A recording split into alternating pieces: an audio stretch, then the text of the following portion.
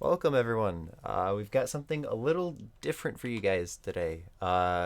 So, Tia approached us a few weeks ago saying that they'd like to set up a HP1 PS1 showcase race for Superspeed, which is a really interesting and exciting category, something that's different from a lot of the things you see in standard speedrunning. And here we are. We have a set of three showcase races to give to you guys, and yeah, I'm gonna hand it over to the runners and the commentators, and we're gonna get ready to go.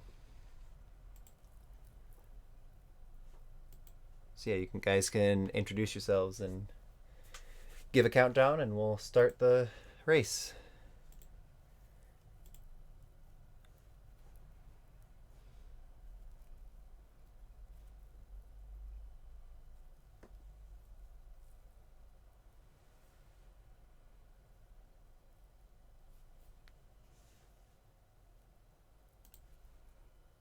Yeah. Hi, I'm Blushy. I'm first runner up as well. I'm Whip. I've been running HP1 PS1 since 2014, and I'm commentating all three races today. And I'm Tia. I'll be running on the second race, and I will be commentating on the last race. So you think you won't make it to the finals then? I'm not saying anything. Check W.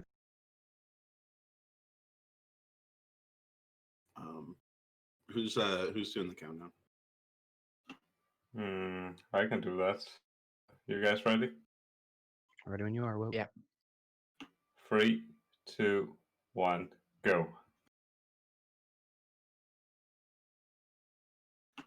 Okay, so Superspeed is slightly different from what you would normally see.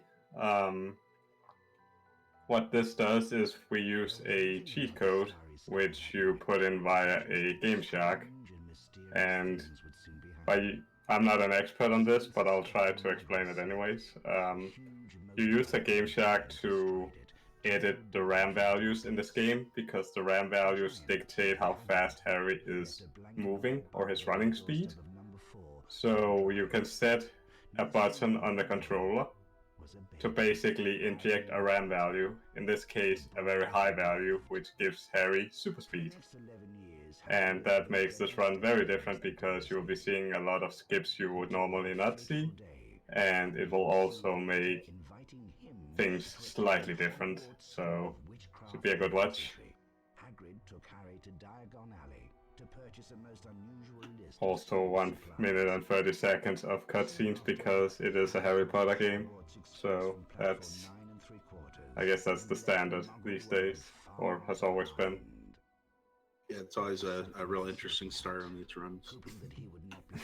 You never know what's gonna happen. Maybe we'll get Slytherin this time. One can only hope. I'm a Ravenclaw though, so I'm a little biased. I actually got Gryffindor, and I was kind of upset about it because I wanted Ravenclaw. But you get what you get, right? Okay, so super speed. The normal or the standard button that people program is I believe it's the L1 button. And you can actually skip the opening cutscene here by holding it down. Yeah, so and you will see, Harry yeeting across the room.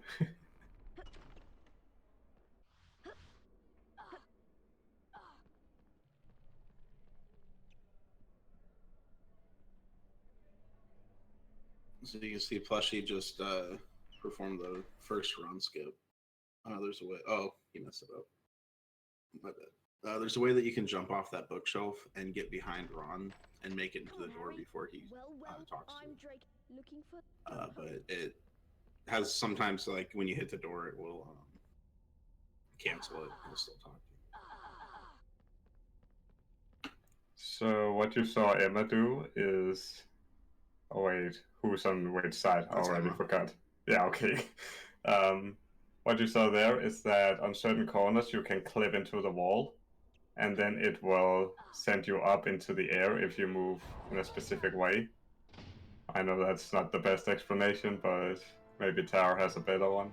So if there's a platform directly above to the right or left of a corner, you can clip into the corner and then turn your stick towards the direction you want to go, and it will just shoot you up there because the game doesn't know where else to send you. So there's quite a few corners where you can use that skip, basically. So if you've seen a regular any percent run, you would have to pick up the broom and then go to broom class, but since Harry has... I don't even know what to say. He's very fast, so... Clips through it. He clips through it, yeah. So what you will see here is we actually do the dungeons as the first, and Emma just skipped past Snape, and plus she did not. So Snape skip's interesting because you have like a real narrow passage to where it will activate. But the thing about it is if you basically there's two ways to do it, on the way there and on the way back. So you could skip it on one side but still mess it up on the way back, and it's really hard to get it both times. But hopefully we'll see Emma do it. So in this room you need Vertimillious, which you only unlock after Defense Against the Dark Arts. But because of the way the game is programmed, once you enter the door for the 4 Eyes challenge, the game thinks you have completed all of the previous requirements, and it gives you all the spells, basically. Once you complete it, I'm pretty sure. Yeah, it's like the triggers are really weird, so it like gives you stuff that you wouldn't normally get. I suppose you could say it's slightly similar to how Quidditch Warp works, which we will also be seeing later.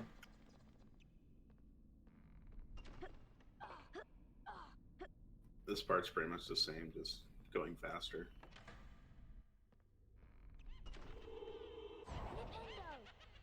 Also, one thing, during cutscenes you can actually move Harry, so you will be seeing cases where they are more or less warping around the rooms, and that's because if you hold down L1 during a cutscene, Harry will still be moving with super speed.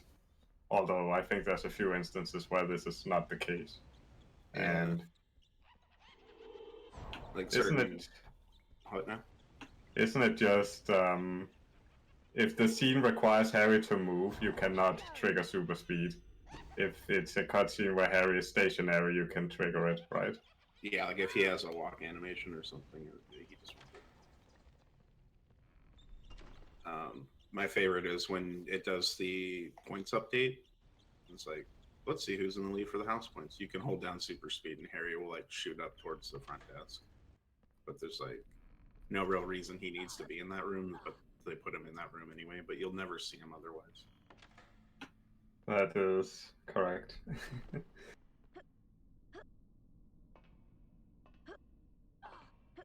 I don't know if the streams are synchronized on our end, but it looks like it's not the biggest lead at the moment, so anything can happen.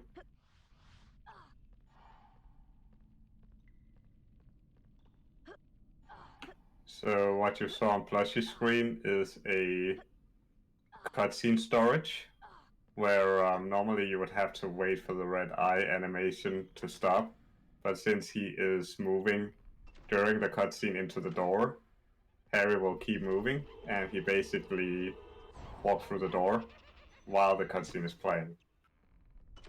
You might be seeing it on the blue eye as well. He messed it up. So what would have happened on the blue eye is that you move through the doorway during the blue eyes animation, and then you walk back in. But you cannot death abuse while the blue eye animation is still playing, because if you death abuse too quickly, it doesn't count, and then you have to go to the blue eye again. Yeah, it's like a huge time loss. I think that's over a minute actually, if that would happen. Yeah, because getting back to that blue room's kind of out of the way.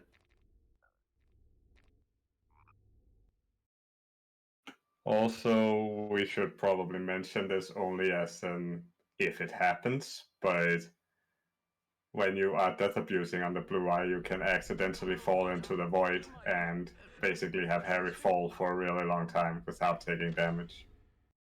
Yeah, there's a few weird instances where if you're going too fast, you can clip through and just soft lock, basically.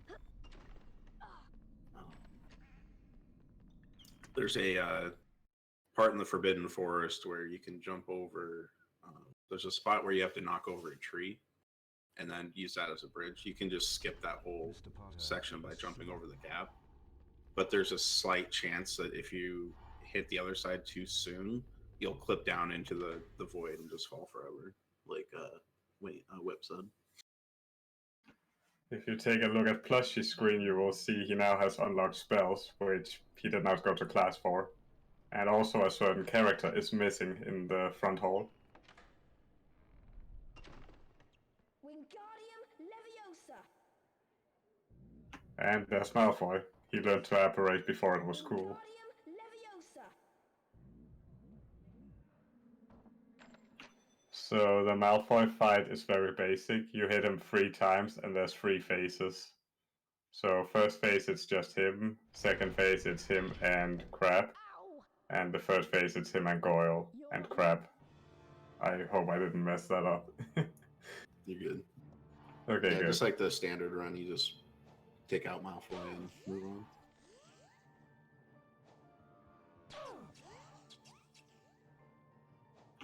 So on the second and third phase, there is a chance you can do a double hit on Malfoy, and even a triple hit on the the third phase. But that's incredibly precise. I didn't even know that. I will have to educate myself. I think it was Rico who did that. It was either him or Redneck. I'm not entirely sure.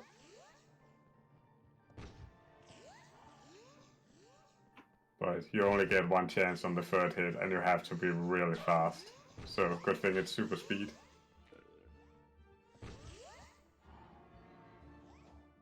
Also, one thing that can happen with the Wizard Crackers, if you are still in the throwing animation when you walk over another Wizard Cracker, it explodes.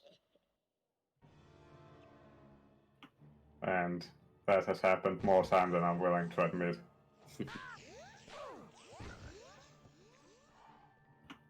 Wait, did Plushie just miss a hit there? It looked like it, yeah. Good game, I guess. Yeah, that's wild. I don't think I've ever seen that before. Me neither, that's why I was surprised. Because it looked like he was stationary. Like, he threw it at the right time, but it didn't register. Maybe there's a spot when you're all the way back where it doesn't hit. That's the only explanation I can think of. Yeah, because he was pretty far back.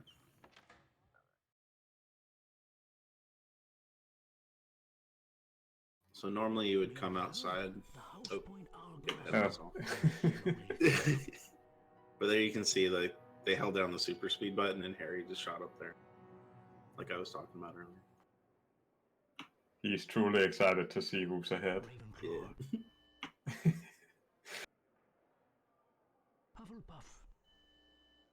So house points are pretty irrelevant in this category, so just as an information for you, but the amount of house points the other houses have is a certain percentage off of what you have, and with like 1 or 2 RNG numbers thrown in there, which basically means if they have an extra point on this count, they will have 1 point less on the next one.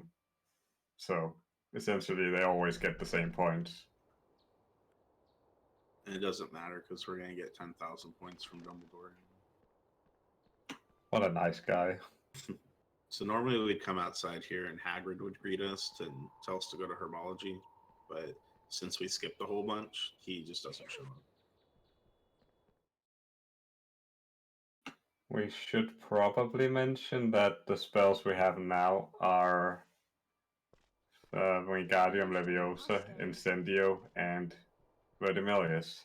Right. So one Because spell when is you're- missing. Yeah. But when you're in the, since it thinks you've already completed the dungeon area, it would assume that you'd had those 3 spells already. Follow me, Harry. Also, this skip is, you saw them yeet past the gate. This is the entrance to I the think it's fair to Potterthon. say that's every any percent runners Pass on wet how to dream. play. Right. I hear a mess. Here comes It's fire seed skip. halfway to Yeah. Please help. Come on. Just zoom right past it. So I believe you can actually soft lock there. If you are not on that screen when Neville walks into the trigger, you actually soft lock. Is that correct? Yeah, I've done that before. If you like zoom past him, in super speed, he'll just like, it won't trigger the thing and he'll disappear and then you just SOL. Also, super speed works even on the broomstick. So you will see Malfoy speeding up as well. And that's because the game developers intended you to cut corners in order to barge into him. But we can use super speed. However, if they use super speed on Quidditch or during the key trial, you run the risk of going out of bounds. And as far as I know, there's no way of getting back in. Yeah, same with if you're in Hagrid's hut when you're doing the flute. Like the button mashing for the flute, you can zip out of the level and then you'll be so far away from the trigger that it won't let you proceed. I've done that a couple of times on accident. And it's always frustrating to lose a run that late into it. I can imagine it's very You've got my remembrance. addicting to hit the button. Yeah. Well, because you really want to be using it as much as possible, but if you fudge it up during a cutscene, it can be devastating.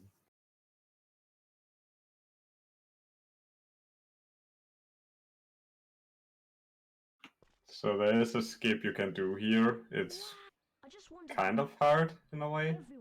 You can sit past. Is it only Hermione and Hagrid, or is it also Ron? So Plushie says that he's skipped all 3. I've managed to skip Hermione and Hagrid. And I've also managed to skip Ron and only do Hermione and Hagrid. But I haven't figured it out completely. Pac-Man in chat says that both Rico and him have gotten back into the flute in a run that they did that super speed in, but they're not sure how they did it. So that's interesting. Still wouldn't recommend trying. I just remember Rico saying he did it once and then he went out of bounds and had to restart a run. That was on world record pace. Oh, that's rough. That was back when Pac-Man held the record, so it's before the 54. Right. Also, this is an instance where super speed is actually not helpful because the snitch rings are based on a cycle. So whenever the X amount of time has disappeared or happened, the snitch will send out another ring. And cutting corners or using super speed here is actually not helpful, as you saw with what Emma did there.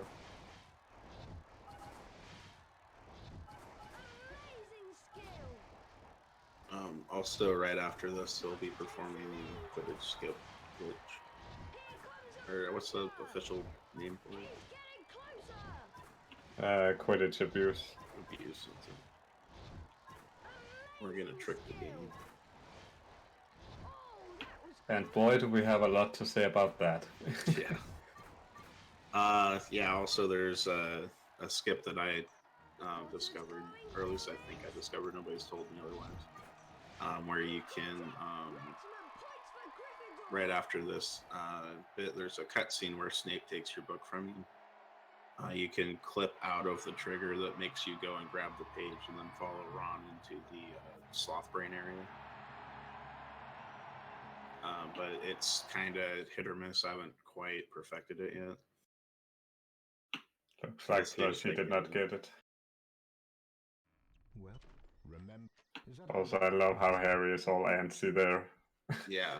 So see how Plushy is talking to the page, or he's got the page and talking wrong. That means he didn't get it. But maybe Emma.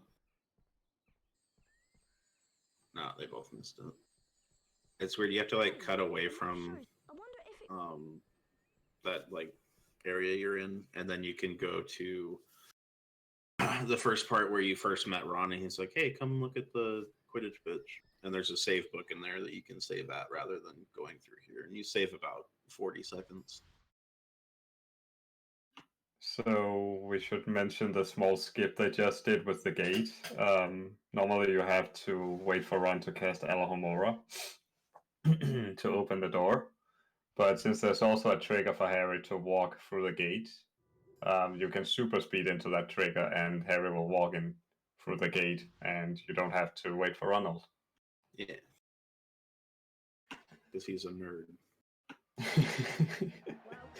Okay, Quidditch abuse. Something we discovered not that long ago. Quidditch League was added very late into the development, and that causes a very interesting bug to happen because of the way checkpoints work. Unfortunately, it cannot be used to skip Diagon Alley. But okay, we can use it to skip.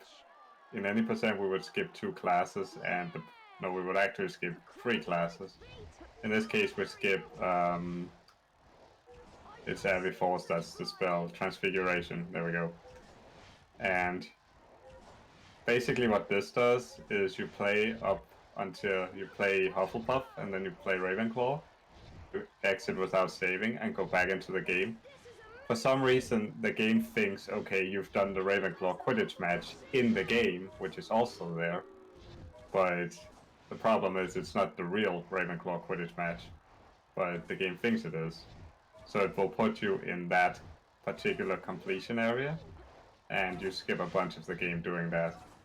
And the funny thing is, we discovered this through a YouTube comment.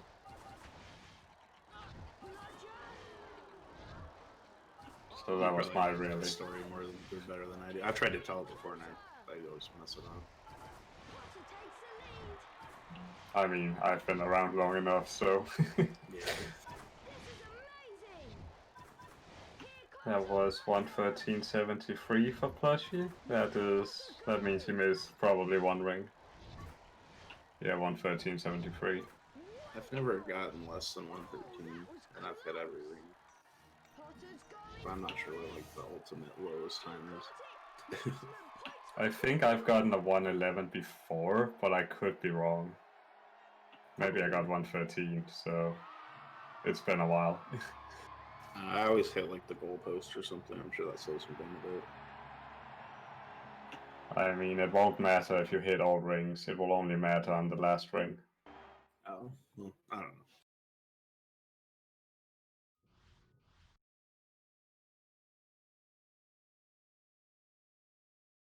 What I think is interesting about this is when you play Ravenclaw in this mode, you can see that the sky's all cloudy and dark, as if it's like raining. But when you play it in the normal run, like on a no major skip run, it'll be like a sunny day. So it's kind of interesting how they change the backgrounds depending on which instance you're in. Is that the snitch? I think you do 6. I think you do 6 Quidditch matches, and on the last one, which is Slytherin, it's like a black sky. Oh, really? Yeah, I seem to remember that. I've never actually played all the Quidditch games. It causes a trophy to appear and then vanish on screen, but there's no way to actually check the trophy anywhere, so I don't even know why they added it to the game. Do you have to play all the games for 100% run or no? No, it doesn't change anything. Oh, okay. The only thing 100% does is, well, aside from all the extra collectibles, you unlock an extra Quidditch match, so you get an extra ending, basically. Fair enough.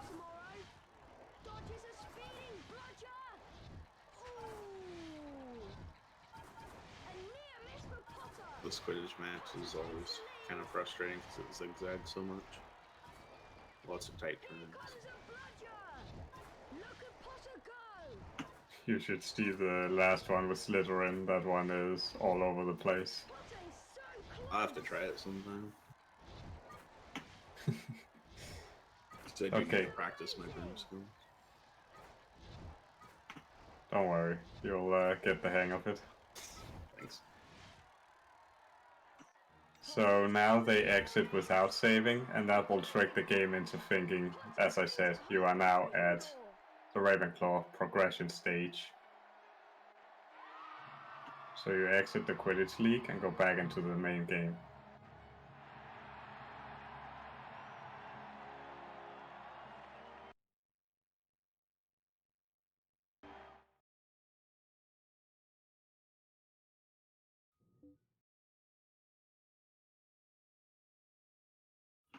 So Hagrid's dragon, or Hagrid needs a dragon tonic for his dragon, which we never hatched from the egg. So go figure. Yeah, we wouldn't even know anything about a dragon at this point. Also, we gotta love Hagrid's attitude on life. Befriend a kid with rich parents, and then tell the kid to go, yo, withdraw your money. Meanwhile, I spent my own money I could have spent on saving my dragon on getting drunk.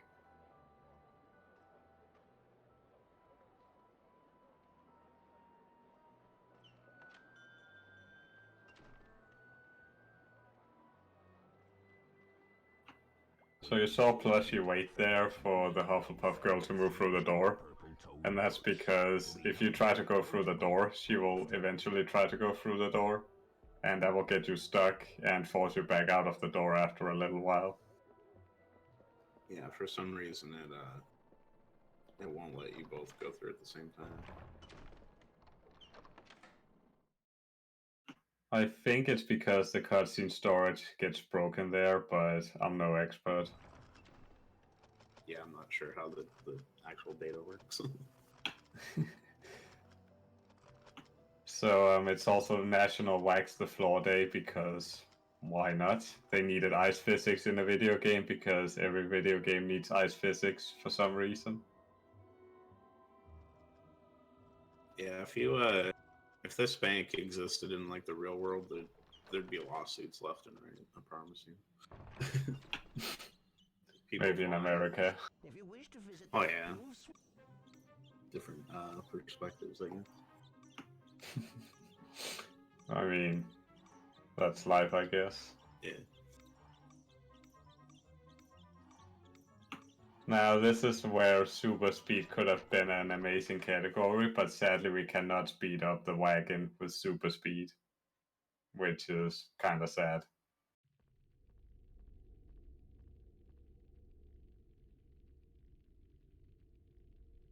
I like how Plushy just let that first beam hit him because he has nothing to lose. It's always fun. Exactly.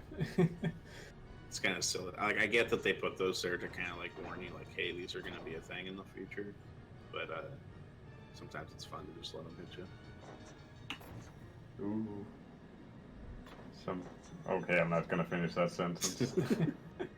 It's fine. So something good to note is you'll see there's like a gems down there at the bottom. In the super speed category, you actually want to avoid getting all of the gems because if you do, it unlocks a Wizard's card, and the animation for picking it up actually slows down the run. So you want to go fast without getting 100%.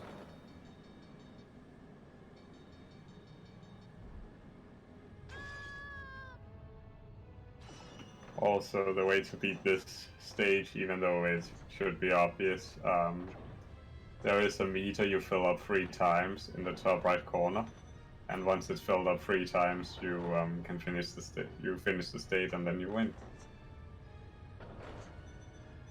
And the slightly annoying part here is if you're doing a 100% run and don't get all the gems, they will ask you if you want to play again, and the default option is no. So if you're not awake, you risk not being able to get 100%. It won't let you go back through the door at all. Correct. Oh, well, that sucks. The door locks after you leave. Yeah, I kind of wish that because they do that for a lot of things, where like it just locks immediately after you leave. But I don't know. I kind of wish they didn't do that, so you could go and explore the castle after you finish. This is one of those weird games where once you finish it on that save file, you're not allowed to go back through and play. You have to start a new game. There is one thing they allow you to do though once you beat the game. Oh, the Folio Magi. Exactly. The one thing everybody wanted.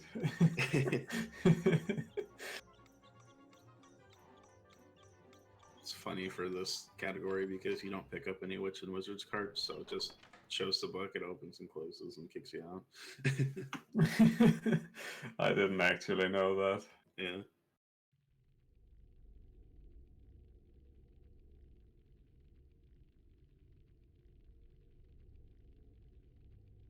Hello, I wonder if you got a bonus. Be careful, me. Remember, sweet good luck.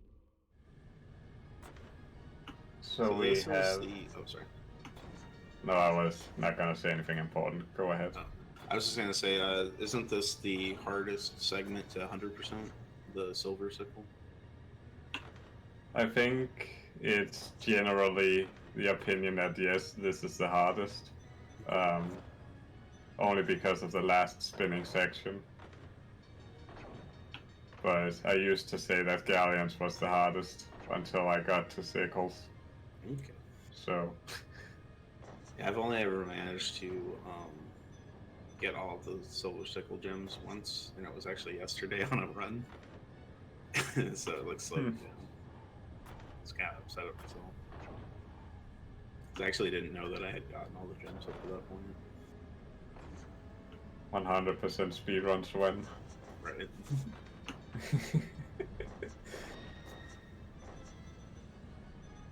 What I do like about this segment is that it's the same every time. So like there's no randomness to it. You basically just memorize where the coins are going to be and where the beams are, and you'll be fine. That is correct.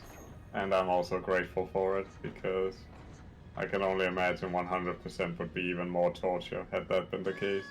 Right.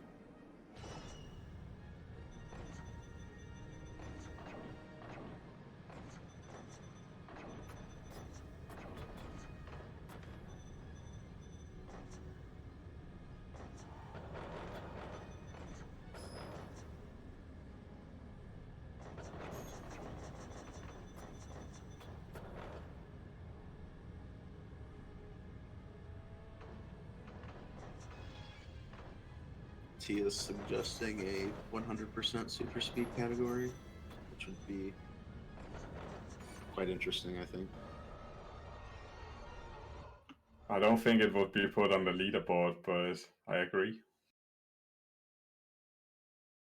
Maybe if it got enough attention, but I don't think I would run it, personally.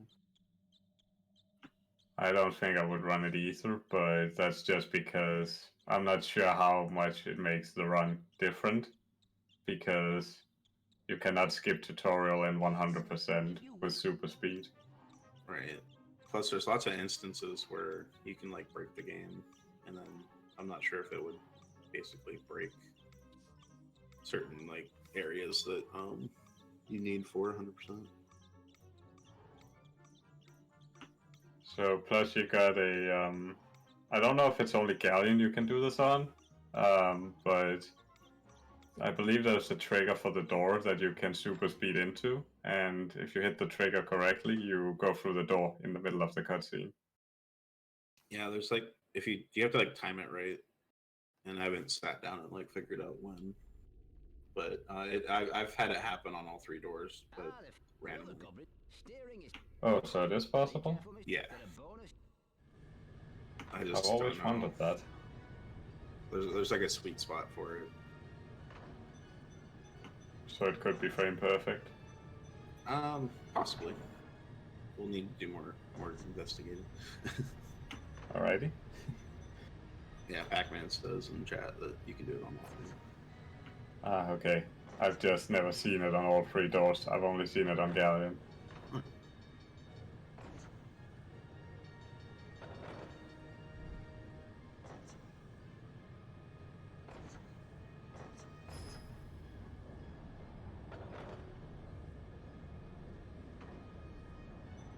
Thankfully, we're almost done with Green Guts, as Galleon is the last one.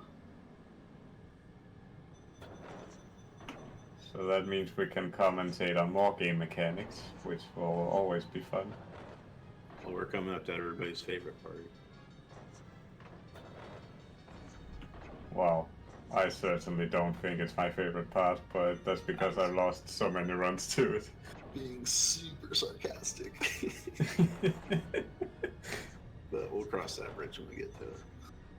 Exactly.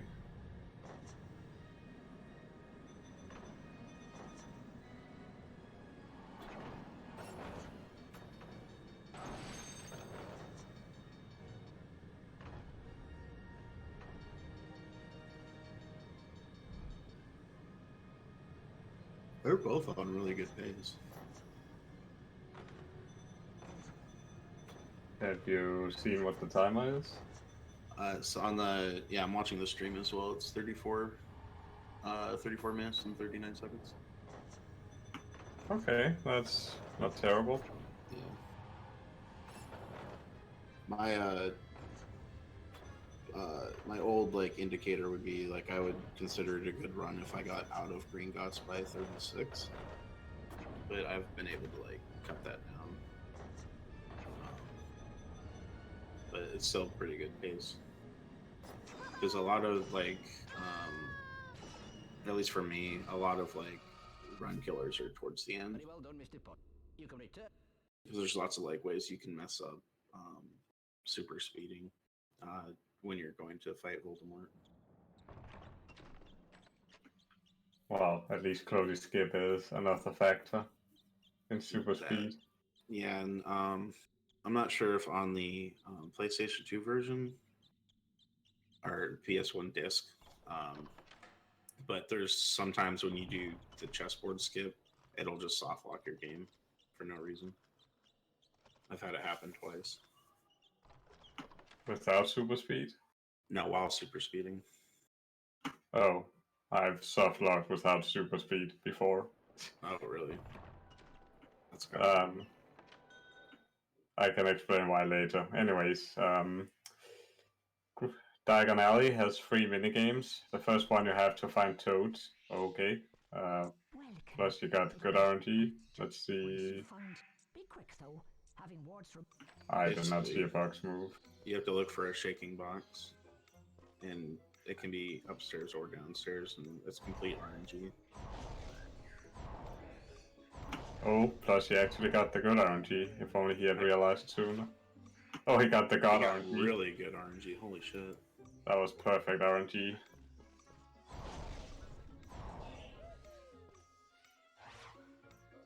This game came out in 2001. Yes, it did.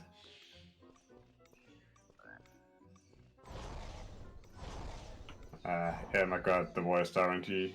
Well, not the worst, but Not still. preferable. Yeah, exactly.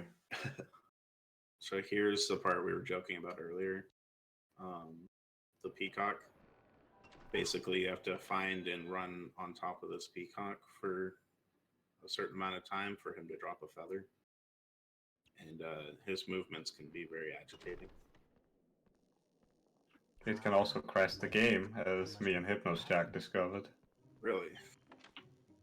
I'm not 100% sure why it happened, but he dropped a feather, I collected the feather, and then the game froze. That's bizarre. Yeah, Was that on disc or emulator? on disc. Okay. Both times.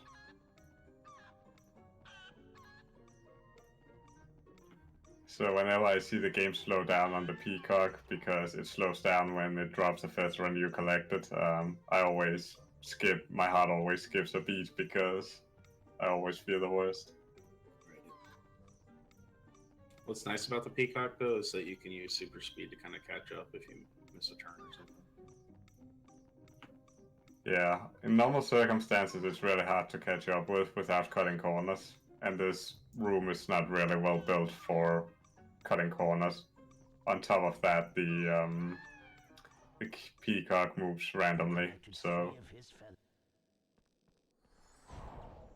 Very frustrating.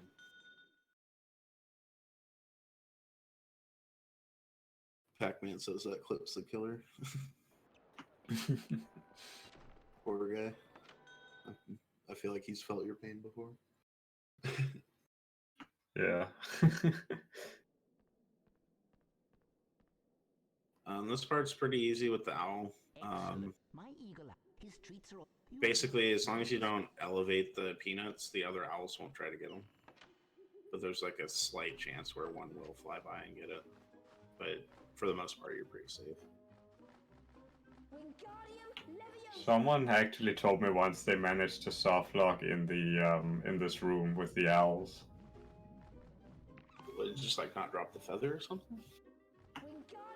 If my memory is correct, and it probably isn't, he tried to cast Wingardium on the feather, and it basically got stuck, so he couldn't move the feather. Ah, jeez.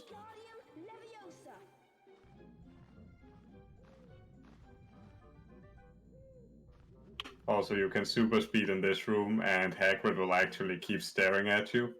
So if you super speed in that cutscene and move out of the way, Hagrid will be looking at you as he administers the potion to his dragon, which we still know nothing about.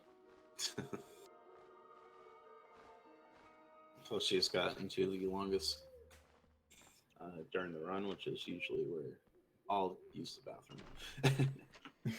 But it's like a nice little like midpoint to kind of relax. Focus on the...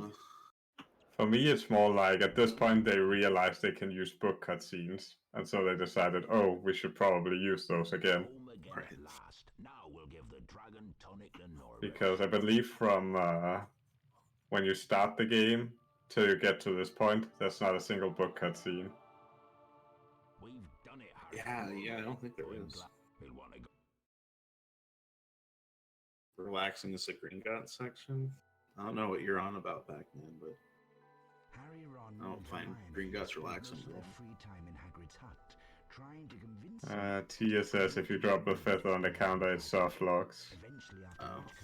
So maybe that's what happened.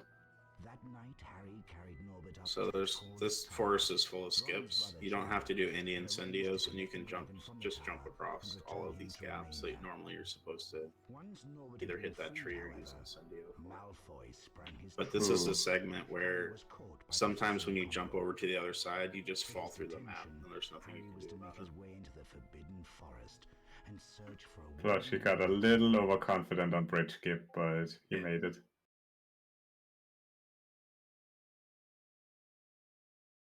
Let's split. It should This part always makes me sad because turtles are my favorite animals. They make me kill turtles. I think they're actually called fire crabs in the game files. Yeah, this is really weird. I don't actually think they're mentioned in the manual either, so it's a real mystery. We'll have to contact the game devs and ask them directly. We actually tried that and got a response from them, but he never got back to us if he was available on the specific date we suggested. That's rough. It's I kind of could cool though always- that you got a response at least. We actually contacted two, and one of them said no, the other one said yes, and then never got back to us when we recommended a date. I should try contacting that guy again, actually. Should do it. So normally in this area you'd have to do like incendio, but there's a cornered clip just like earlier that Plushie just did, and it lets you skip right up there. Pac-Man does make a good point. Emma is on thin ice. Yeah, she's got real low health. I think that's why she's saving. I would hope so. There's some chocolate frogs, so she'll be alright. Actually skipping a chocolate frog. That's interesting. It's a bold strategy, Cotton. Oh. Okay. I don't think there's anything that should hit her from here on out, and I think she gets full health after the cutscene. That I don't know. I see there's some. I don't think you do, but I could be wrong. No nips. Okay, Tia. Whatever you say.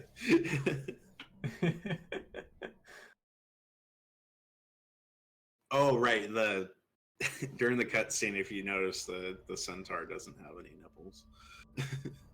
Oh, right. That's what she was talking about. You know, because Twitch TOS, we had to censor. That is some good censoring. They knew all the way back in 2001 that people would be streaming this game. Harry was rescued in the nick of time by the centaur Firenze. Can't have that in our video game. Firenze explained the unicorn blood It is for had the children, power so. to keep someone alive who was an inch from death. Harry realized.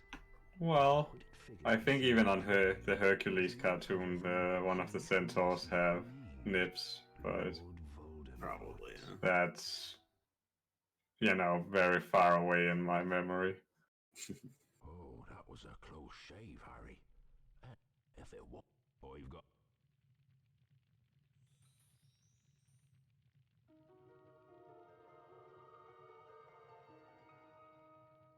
Some, in fact, try it out.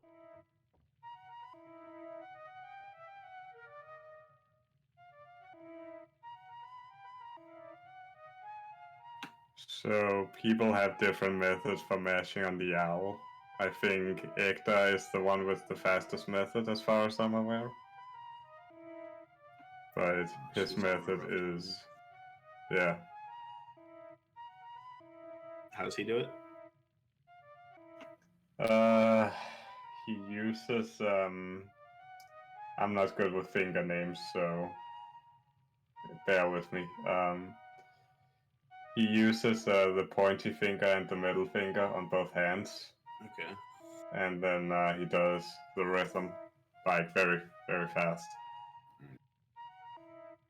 So Plushie's going for Filt Skip here. You can clip into this bookshelf just like a normal corner, but it's a little different for some reason.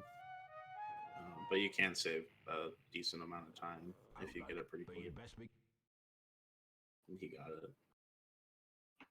I think he might have barely saved time by doing that. Yeah. Also, in this first room, you don't need to get the key because since super speed skips a bunch of stuff, it like breaks the game, and then that key just doesn't register. So you just go and unlock it. And that was a recent discovery as well. I remember Beaver randomly went for the door, and then he could just open it in a regular 80% run, and he was really confused. So wild. Our Kinda theory like the- is... Oh, sorry. Oh, Emma skipped the potion. Oh, dang, it didn't give her health back. I don't know if she was aware that there was a potion. She Maybe might not she's... have, yeah. Maybe she's just gonna go for the risky strat. I believe. I can fly.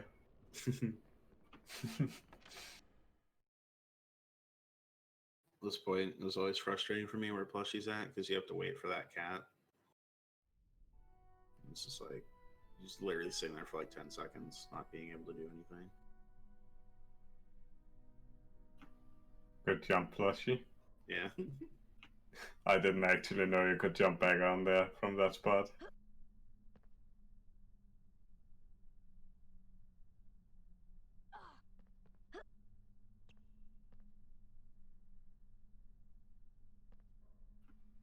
Emma having a slightly tough time with the corner clip. That's weird because it looked like she had a perfect setup. I don't know why it wasn't going.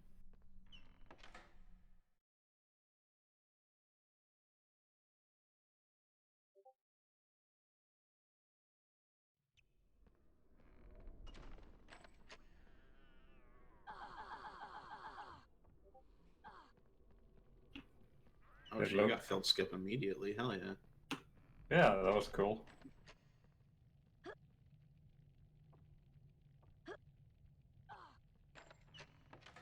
You saw Plushy almost hitting the torch there. The fire will damage you. Yes, I discovered that on accident one time. Oh, really? Yeah. I didn't know that. After you get out of Charms class, there is a bookcase you can jump onto to get some beans. Mhm. Back when yellow beans were relevant, and there's a torch next to it. There is some So I jumped into it on accident, and I got damaged. So as you can see here, Ravenclaw and Hufflepuff aren't pulling their weight. Got zero house points. But it's because, like Whip said earlier, it's based off of how many you got. So since we got none, they got none. Also, Gryffindor got no points. So literally, there is a cutscene where if you skip it fast enough, or if you don't skip it too quickly, McGonagall will call you Mr. Gryffindor. Really? And yeah, but that's only if you're slow at the text mashing. Do we want to explain Fluffy? Yeah, so since you can super speed right past them, you don't have to actually do the flute bit. You just super speed past them and then drop down into the trapdoor. Because it doesn't, whatever that cover is, isn't a solid object. So it just lets you fall into it. So, because of tutorial skip, the venomous tentacular becomes slightly harder, but only slightly. And that's because the one of the rooms they skipped in tutorial unlocks the aiming option, but that one doesn't unlock if you don't do it. And they didn't do it because they skipped the entire tutorial, so they have to do it manually. Yeah, it's much easier to just be able to hit triangle and point at which one. I just use the R1 strat where it locks on, and then just do it that way. But everybody has their own methods of doing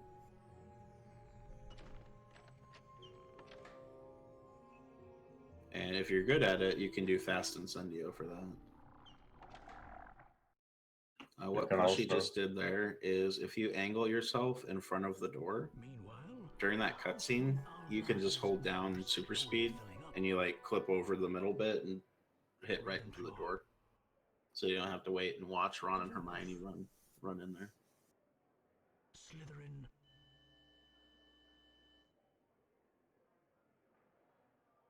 Griffin. Slytherin are in the lead on house points. The race for the House Cup is heating up. So the key is like a Quidditch match, except you are more prone to taking damage. But it basically has the same mechanics.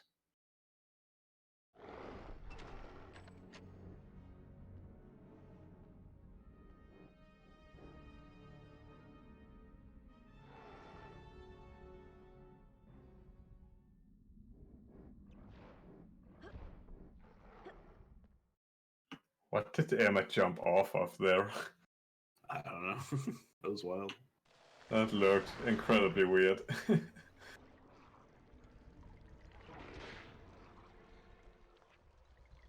That whole like trapdoor was kind of weird though. Like sometimes Harry will just jump over the whole thing. And sometimes he'll like back up and like grab a ledge or something.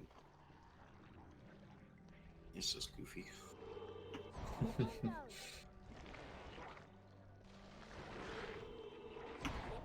Looked like Plushy hesitated on that blue ring. Yeah, there's that one there where it, like jukes you, and you have to like slow down a lot for it. I miss it sometimes too. It's really frustrating.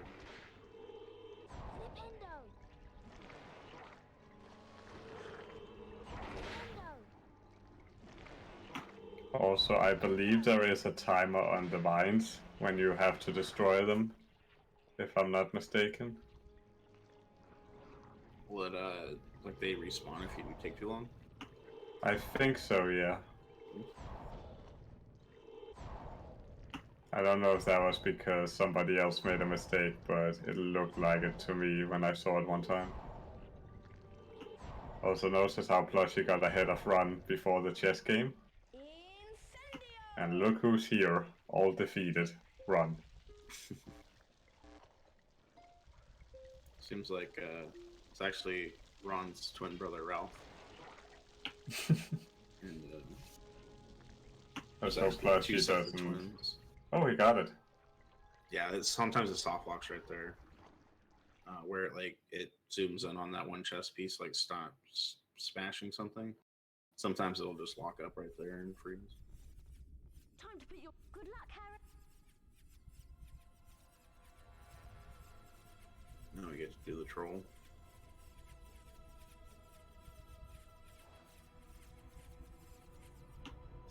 Wait, you can skip Hermione there? Yeah. If you clip out of the trigger area, she disappears and ends up at the end of the hallway. Oh wow, I thought you had to watch the cutscene. Nope.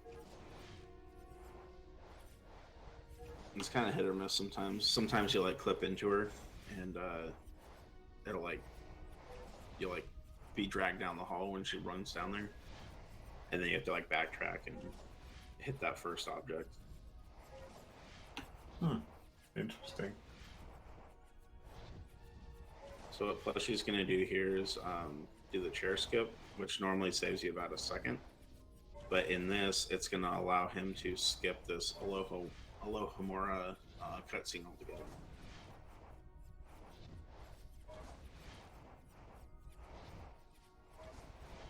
So you do chair skip and then speed across the gap, and for whatever reason, it drags you out of that cutscene, and then you can just run past.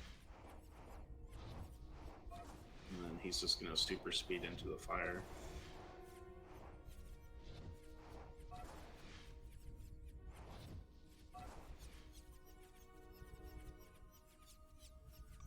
Now you're gonna see the hardest trick in the entire game, Clody skip. It's a real nail biter, this one is. So what you wanna do is you're gonna see Plushy line himself up, hold down super speed, and just jump across the chasm without getting a ledge grab. I was gonna make that sound way more exciting than I really did. I thought you did a good job. Thank you. So, because of Clody skip, there are now two audio tracks playing on top of each other, which causes Voldemort to not speak. And it might prevent a soft lock as well, but that I am less familiar with.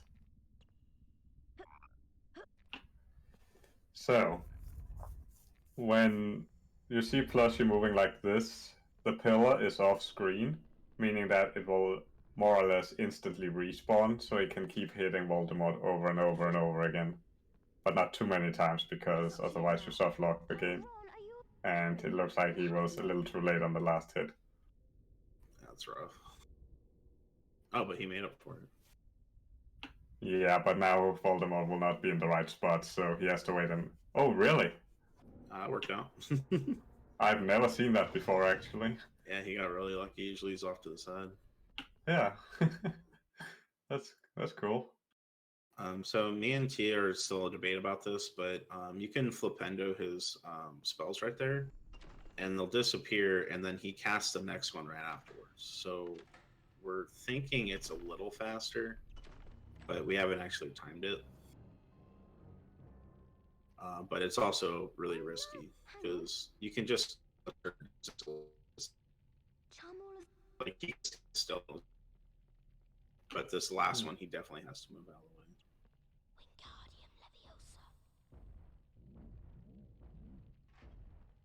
way. So the troll on Emma's screen is actually RNG when he moves or starts moving. It's a little bit easier to explain if you had watched the cutscene, but basically what happens is Hermione screams, "Oh no, it's waking up!" as loud as she can on top of her lungs, and basically, after the cutscene, the troll will either start moving before you get to the first object or after you cast Wingardium on the first object. And it looks like it might be a GG for Plushie.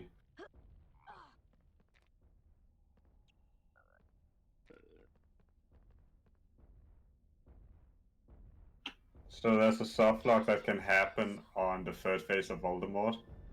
We think it doesn't happen when you do Clody skip, but we're not entirely sure. But what can happen is that Voldemort will get stuck saying, as your parents did. And appropriately, that one has been titled, As Your Parents Did. And that's GG for Plushie. What's the time? 58:45. Not bad. Definitely not bad.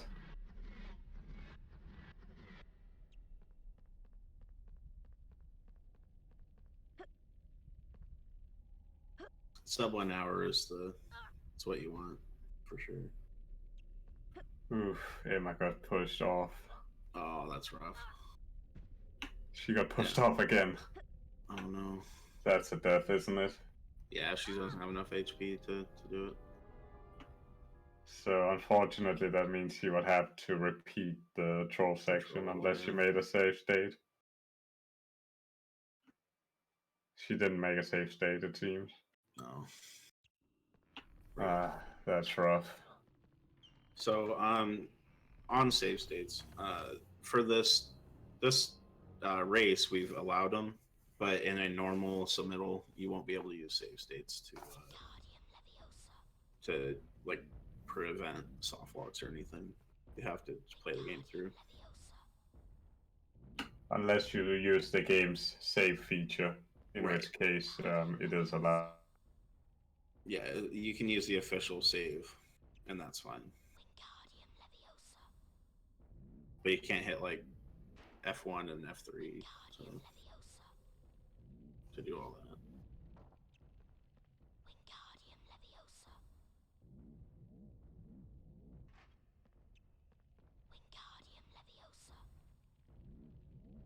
I would take a bet on who was gonna win this race, but I lost $100 yesterday on blackjack, so I should probably not make any bets.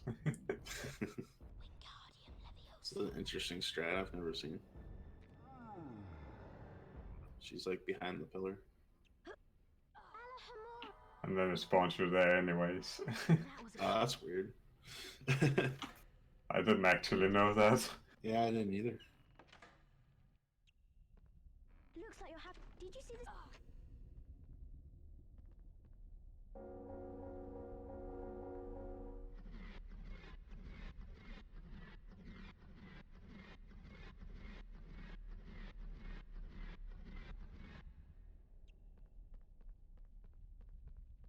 Yeah, there's like 6 points where it can soft lock randomly.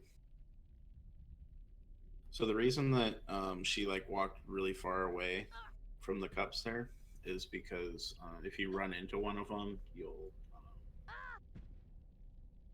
like activate. It'll be as if you flipendoed it, and then the knight will come out and it wastes time. It's unfortunate. I don't know if anyone has ever gotten it on the right side. I mean, it shouldn't matter. I have, but I usually go with the left. Yeah, I don't think it should matter, but I don't know.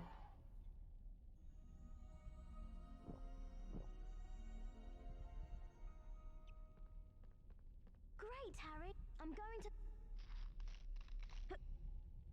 Yeah, I bet June's gonna win too. I'm on Team June. Team June for days.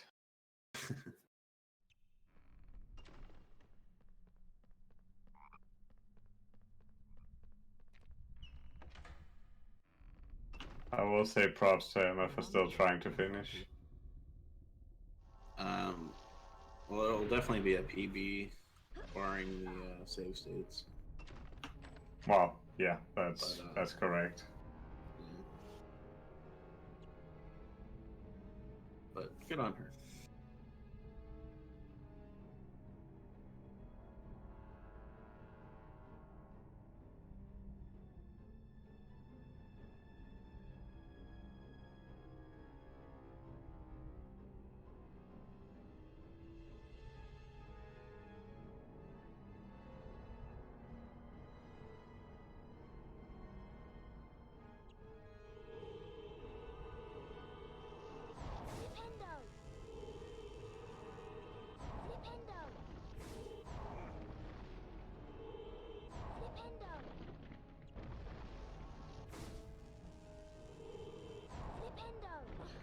Who joined and who left?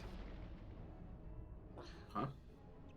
Someone left and then joined the. It might have been me. I got a PM and I went and checked it. I didn't think it would kick me out of this one. Oh, okay.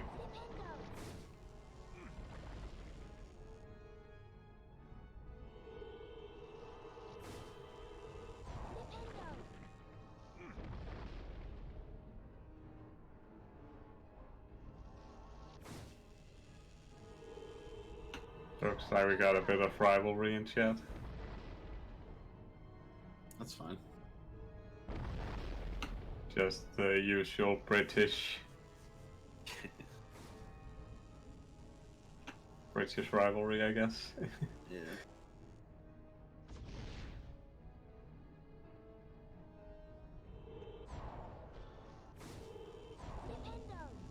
No, Tia's been getting pretty good. You know, it's anybody's game.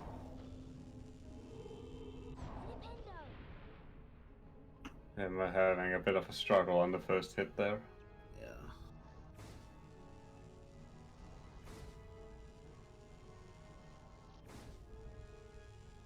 She's doing what I do, and I just stand on the side there and just wait.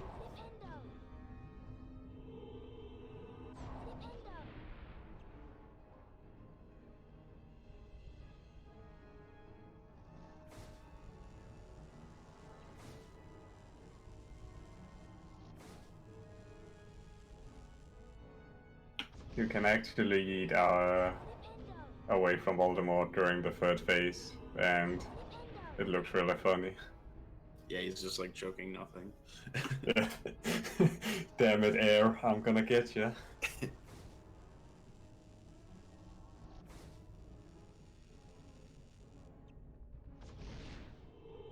Thanks, June. I think that's the goal for everyone. Just everybody should be having fun.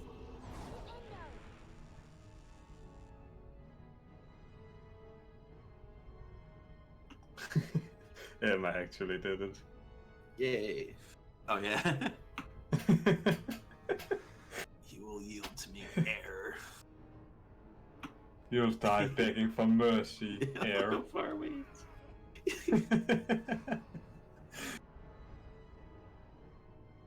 Thank you for this, Emma. We needed that. Everybody give Emma her energy.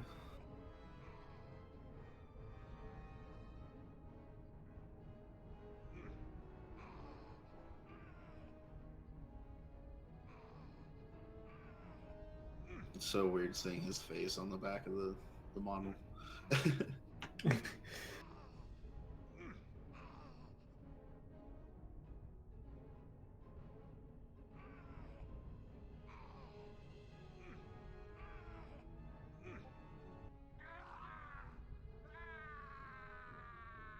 And Harry just killed Voldemort with telekinesis.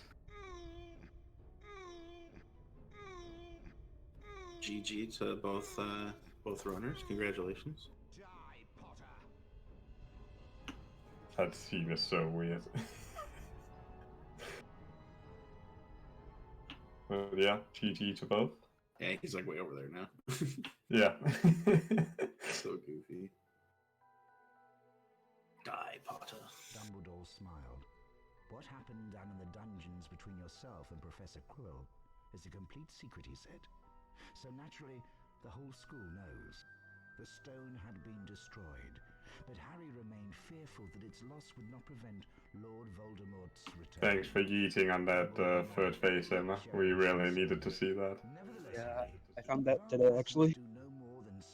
It's so much fun to do that during the cutscenes. He may never regain his power at all. Harry made his way down to the end of the year feast alone that night. The Great Hall was decked out in green and silver to celebrate Slytherin winning the House Cup. Alright, so next up will be myself and Tia. Trying to ignore the stares of the other students. Are we gonna have a little bit of downtime between? The team with the most house points. Well, I need fresh water, so would be good, yeah. Yep, we're gonna take about a 10-minute break while we set the next one up. Awesome. GG guys. GG Emma. Harry Potter's pure nerve and outstanding courage Gryffindor, 60 points.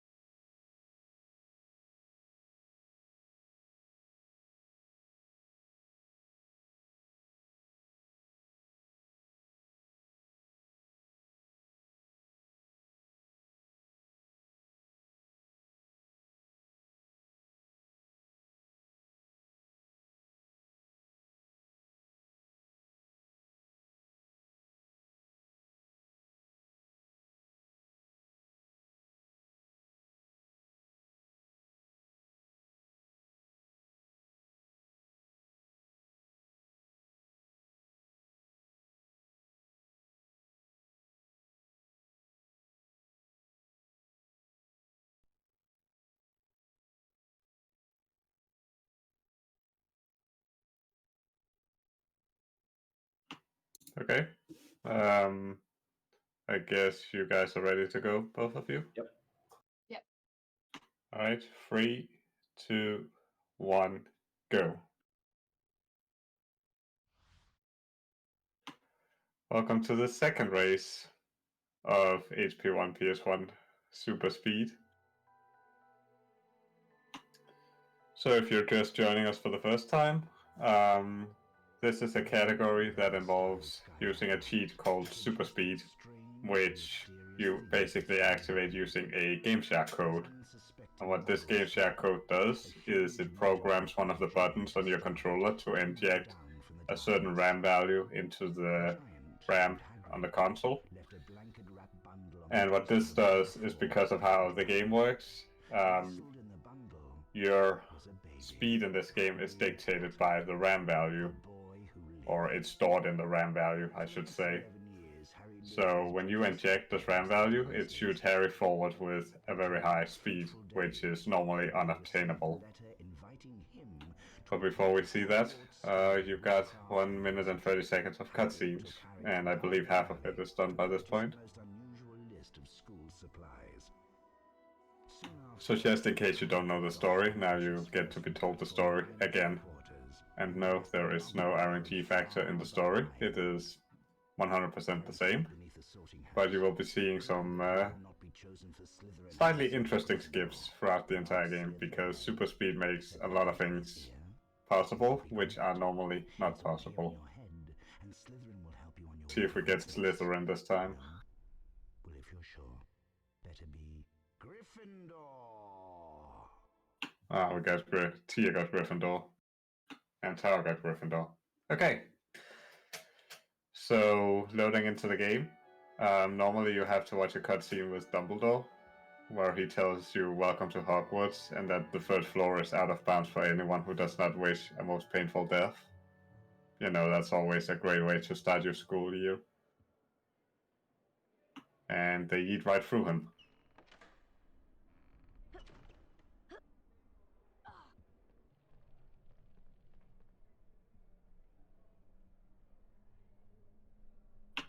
So tutorial is your first instance of a major skip, and that's going to affect the entire game, basically. In the sense that the tutorial unlocks certain, well, things you can do in the game, but that's only if you complete the tutorial. If you don't complete the tutorial, you will, for example, not be able to aim with triangle or R1. So that would make, well, it would make 100% for this really difficult. In fact, it would make it impossible.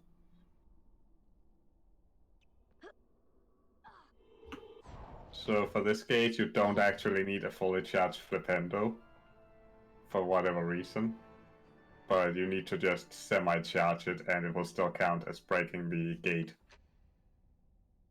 So what you will see Tower do here is basically skip out of the cutscene trigger, or he will skip out of the cutscene, and that way he can still move around and exit the door, so he can completely skip the cutscene where you're talking to Neville. So normally you would have to get the broom and then go to broom class, but since Harry can move really, really fast, we will be doing something else instead.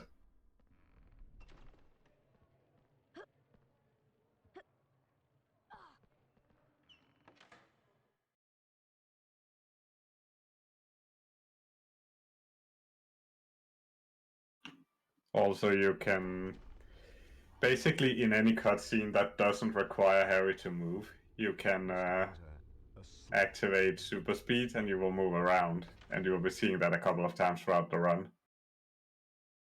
So normally you would have to do things in order. In this case, we do not do things in order. For example, right here, you will see that these platforms are only triggered when you have the spell for defense against the dark arts. But we have not done that class yet. But with Superspeed, we can skip right past it, if any of the two runners can get it. So you got the first bit. Also collecting Banes. And this skips into the challenge with the 4 eyes. Cursed 4 eyes. So once you complete this stage, the game basically thinks you have done everything before this point, and so it sets the flag for you having completed it.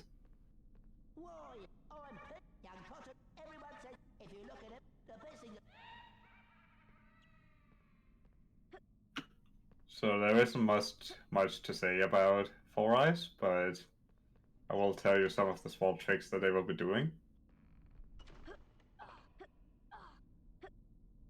First comes up on the green eye, there's a little trick, as I mentioned.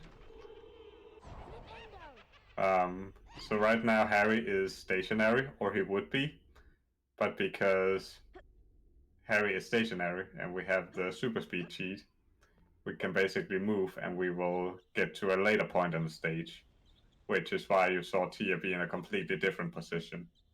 It's a little hard to explain if you don't know the ins and outs of this game. So, but she basically skipped a lot of the stage by doing that, by using the super speed in the middle of the cutscene. Oh, I thought she went out of bounds for a second.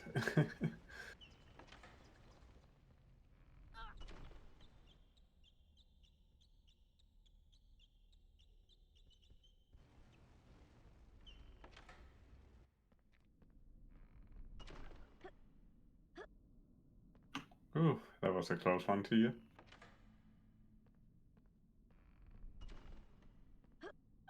Oh, that's unfortunate, Tower. So, checkpoints in this stage are really bad. I didn't actually think I had to explain it, but now I will. So the game checkpoints which eye you have defeated. So if you fall down a hole later in the stage and you defeat an eye, it will spawn you right back at the eye. So that is very unfortunate.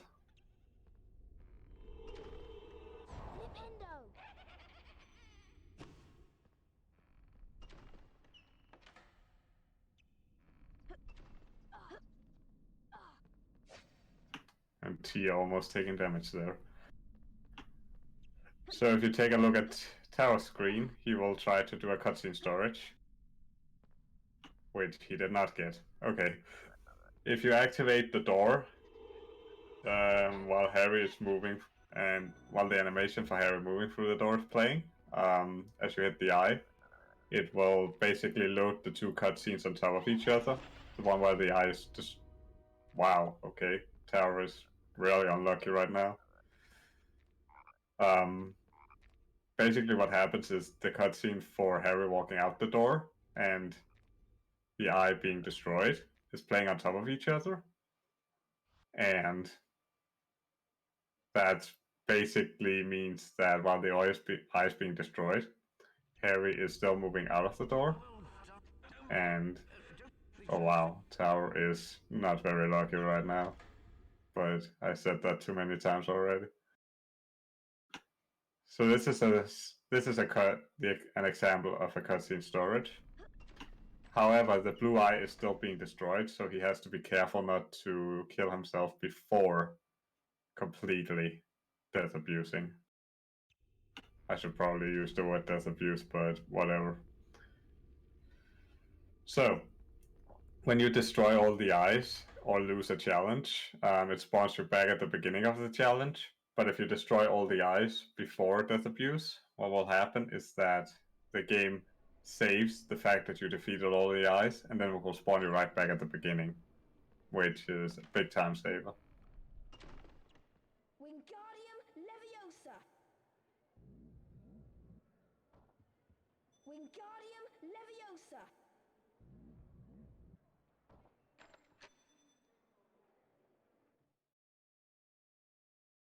So notice how Malfoy wasn't in the previous cutscene, and now he's there. Malfoy learned how to apparate before it was cool, apparently. So, the way this fight works, you hit Malfoy 3 times, and then it goes on to the next phase. So, hit him 3 times, next phase, 3 times, next phase, 3 times, you win. which I guess is a standard gaming procedure, if I ever were to guess.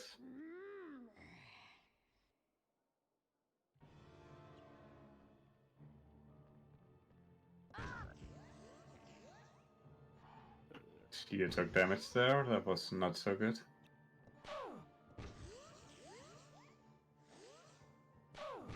She did actually not go for the double hit there, that is interesting. So what can happen when you are picking up the wizard crackers? If you are still in the throwing animation as you walk over the next one, you will actually take damage. So keep that in mind if you ever play this game. Tia not going for the double hit again. But as you saw, that was an example of her taking damage because she was still in the animation.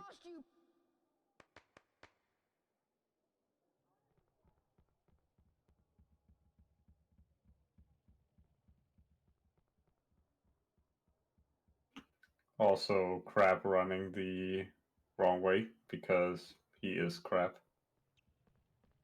My punt game is excruciatingly not on point, it seems. Meanwhile, the house point hourglasses are slowly filling up. So house points in this game are technically irrelevant. Also, nice sheet of Harry into the... Harry is very excited to see who's ahead on house points. So the way house points work in this game is that everybody else has points based on what you get, plus a 1 or 2 random numbers. But that just the random number just means the points they get extra on one count, they get deducted on the next count. Or the points they get deducted on the first count, they get added on the next count. So essentially they will always get the same amount of points.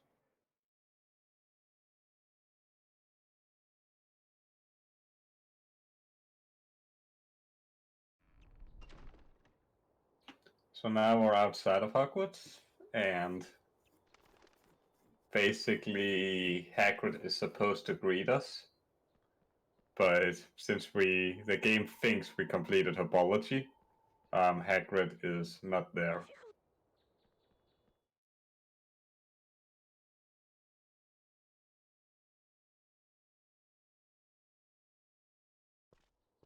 I used to have a puffs game.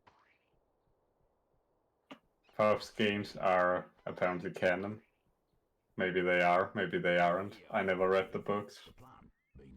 So now Hagrid asks us to get fire seeds, and we say no by yeeting right through the gate, which is any percent runner's wet dream, being able to just get through that gate without having to do fire seed skip.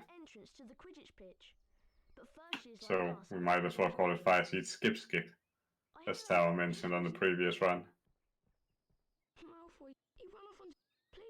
Unless we already call it that, I'm not entirely sure. So what can happen on that cutscene, you can actually get ahead of Neville and move to the other area. But if you stay in the other area for too long, you actually softlock because Neville will walk into a trigger and not trigger the next section of the game. And also another fun fact, Superspeed works on brooms. Meaning that you are actually able to get double hits on Malfoy, but those are very rare and very hard to get. As far as I understand, the game technically checks... Okay. The game technically checks if you are hitting Malfoy, or if you are on top of Malfoy. As you saw Tia get a double hit there. It basically just checks, are you on top of Malfoy? And if yes, it will damage him.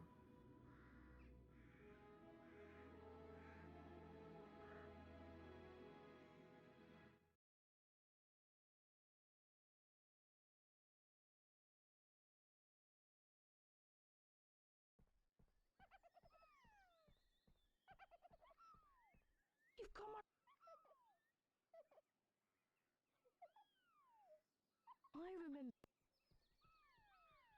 Mr. Although I ordinarily. And now his name is Mr. Although. I think Tal got a triple hit there. That was actually crazy good. Wow! I just wanted. Let's see. Well, Tia, yes, Tia got the the skip on Hermione and Hagrid. Technically, you can skip all three, but that is incredibly hard, and nobody, as far as I know, understands fully how that works. But she basically skipped talking to both Hermione and Hagrid, so that saves a few seconds.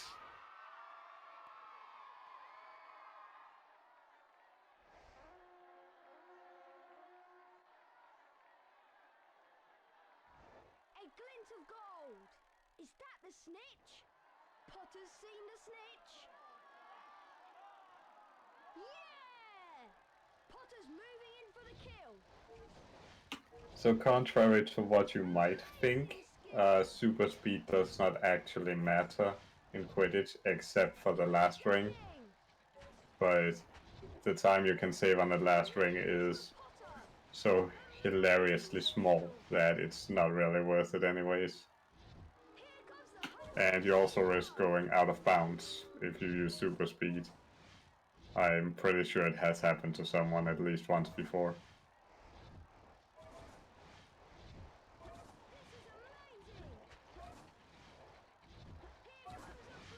And after this Quidditch match we will do, you guessed it, more Quidditch.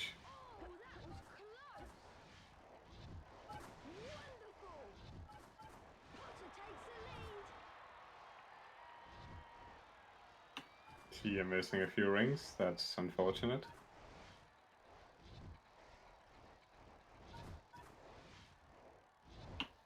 So the issue with Quidditch is that the higher you get into the match order, the more laggy it gets. Hufflepuff is not that bad, but Ravenclaw and Slytherin Quidditch matches are absolutely atrocious to play.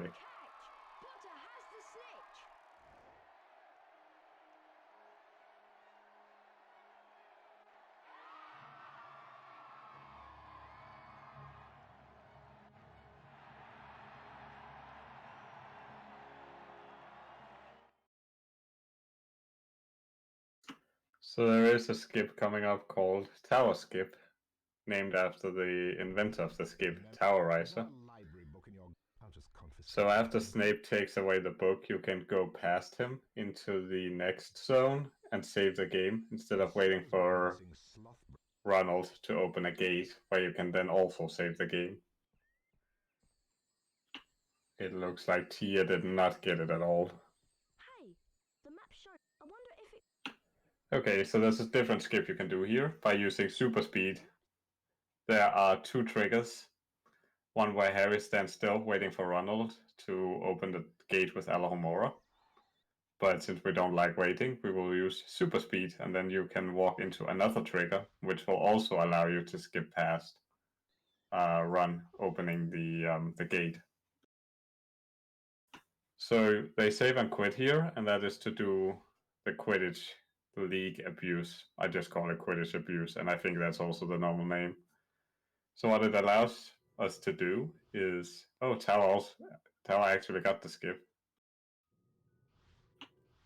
So now they play Quidditch up to and complete Ravenclaw, and then they exit without saving the game.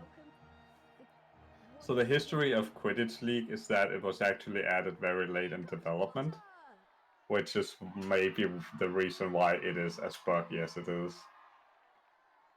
So what it does is, basically in the game you have to beat Ravenclaw in a Quidditch match at some point. But what if I told you that they could use Quidditch League to beat Ravenclaw and then achieve the exact same goal? And that is exactly what will happen here. So, by beating Ravenclaw, the game thinks, and then, sorry, I should say, when you beat Ravenclaw and exit without saving, the game thinks that you have reached that point in the story. And so they will basically complete everything that you have done up until that point, and then continue from that point. I hope I did not mess that one up too badly.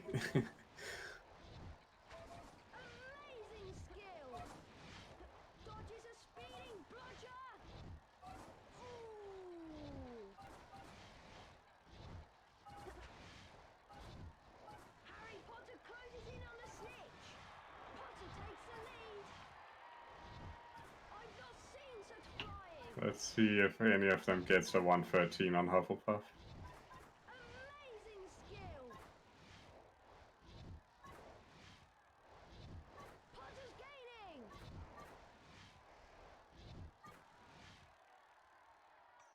Potter's going for it. He caught it. She got a 113.96. That's really good.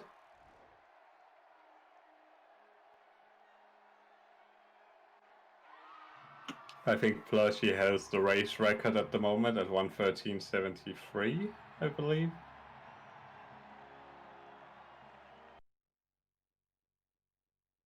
So you exit, the game asks to save, and you basically get the option of do you want to save or not. And you choose not to save, continue to Ravenclaw, beat them, continue without saving, and then go back to the game. And then the game is tricked into thinking you have completed everything up until that point. 118.23, that is not very good.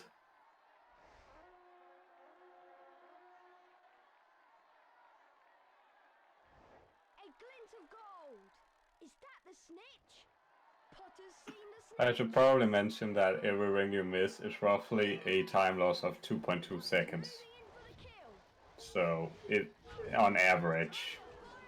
Bludgers. But I don't think I've mentioned this yet. So the reason they don't use super speed in Quidditch, as I said, it only matters on the last ring, but I did not explain why. So the reason why it doesn't matter is the snitch is on a timer for when it pushes out the rings. Meaning that even if you edge it further on, it will not drop the rings quicker.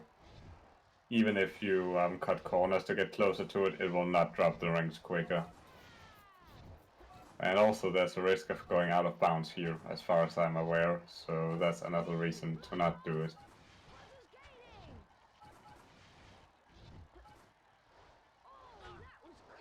Tia missed the ring. This could be Tower's chance to catch up if she keeps missing rings.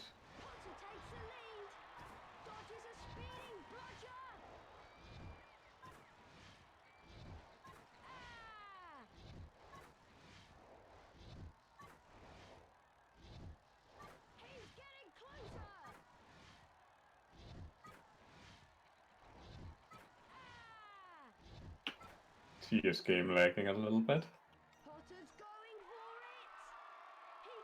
And what was the time there? 120?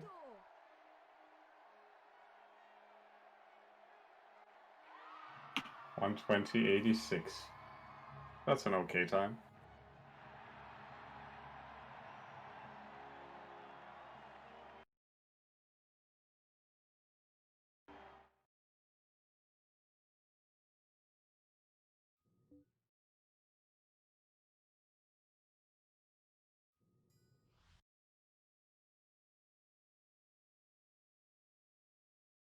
Tower and Tia will be in different spots here, but it's not going to matter all that much because they will not need to enter into the metal gate ever again.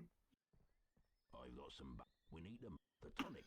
So Hagrid tells you that Norbert is not doing well, whoever Norbert is at this point, because we don't know anything about who Norbert is, because we never actually freed Norbert from his egg.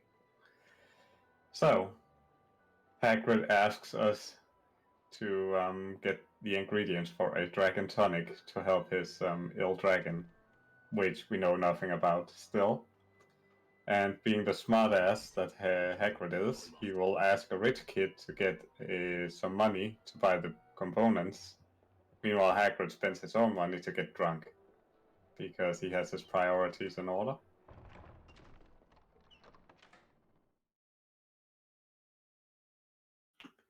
So Gringotts is basically 10 or 11 minutes where nothing interesting really happens. Unless one of the runners mess up, which I don't think will happen. But it is basically wax the floor day at Gringotts. Meaning that there is ice physics in this game. Because hashtag ice physics in every single video game ever is the thing.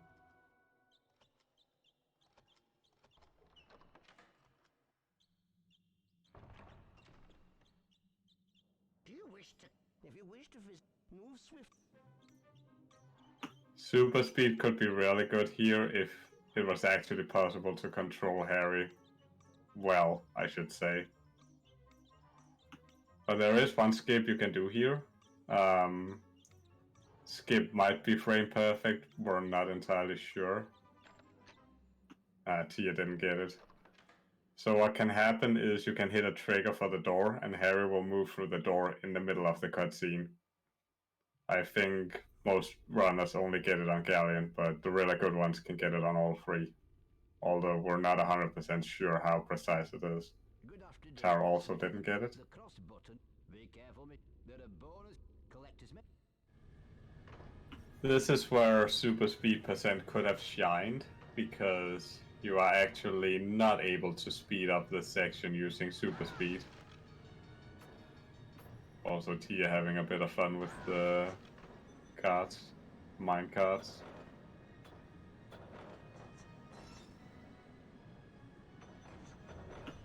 So in an any percent setting, all you have to do is fill up the meter 3 times to get each coin to lighten up, and then you beat the stage. However, if you're doing this 100%, you also need all the gems, because they drop a wizard card. Which is, well, Canuts is not the hardest one, it is more so Sickles and Galleons that can be a real challenge for most people.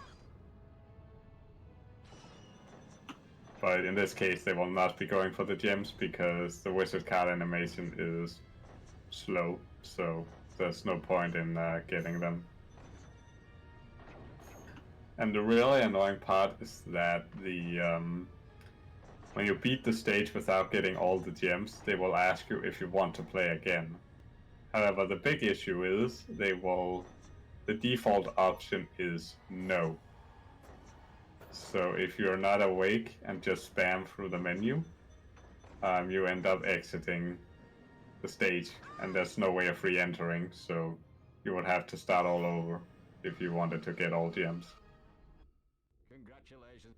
Please return.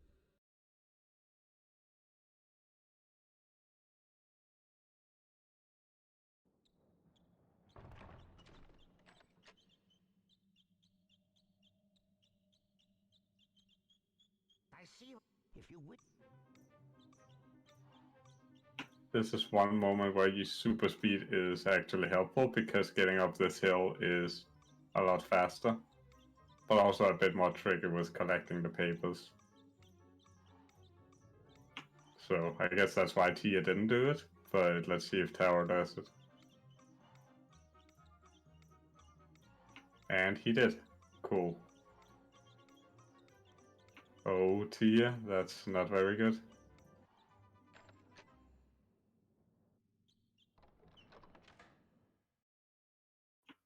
I think the reason Tia didn't go for that one was because of her lineup towards the end. Oh, Tower, that's unfortunate. He could have softlocked that, potentially, but thankfully it did not happen. There are bonus. Be careful. Remember, good luck.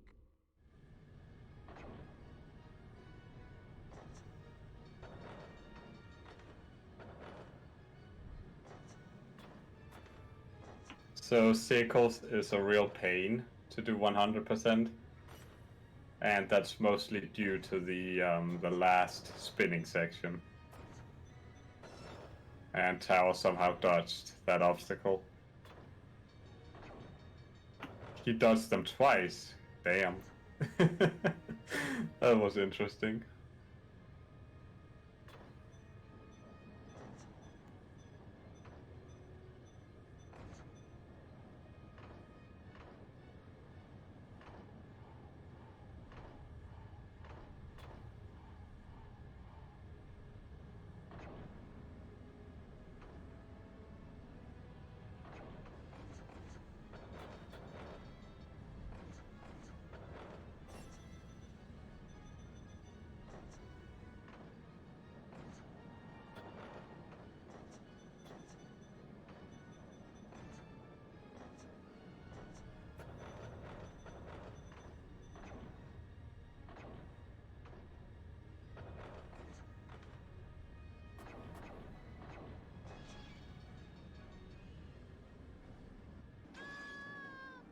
coming up on Tia's screen is almost the hardest section in Sickles, and also the hardest section in Gringotts.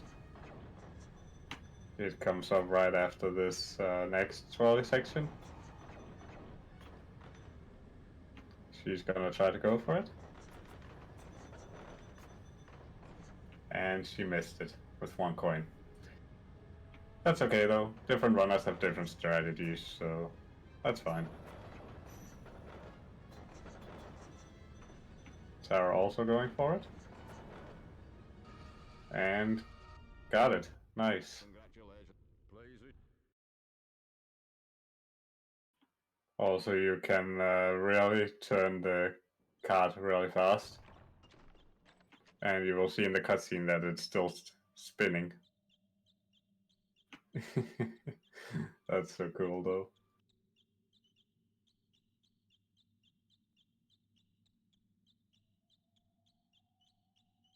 Excellent. If you wish.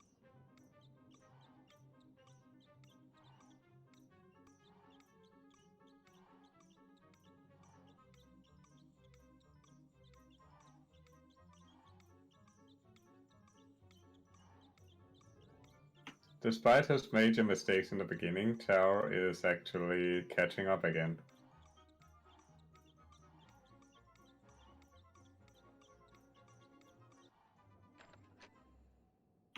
Tia not going for the Galleon strat. Let's see if Tower will go for it.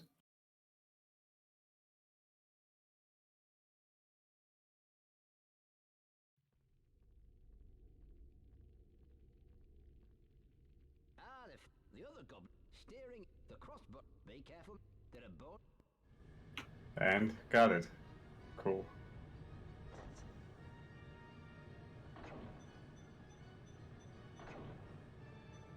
So Gallant has maybe the easiest opener because there's coins immediately and no obstacles.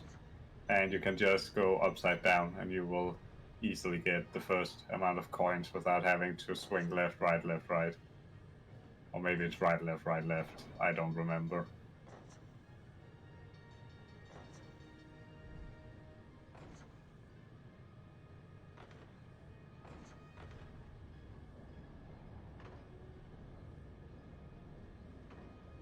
If you're just joining us now, this is Harry Potter and the Sorcerer's Stone, done as a Superspeed % race, where Superspeed is a cheat activated in the game to give Harry really, really fast movement.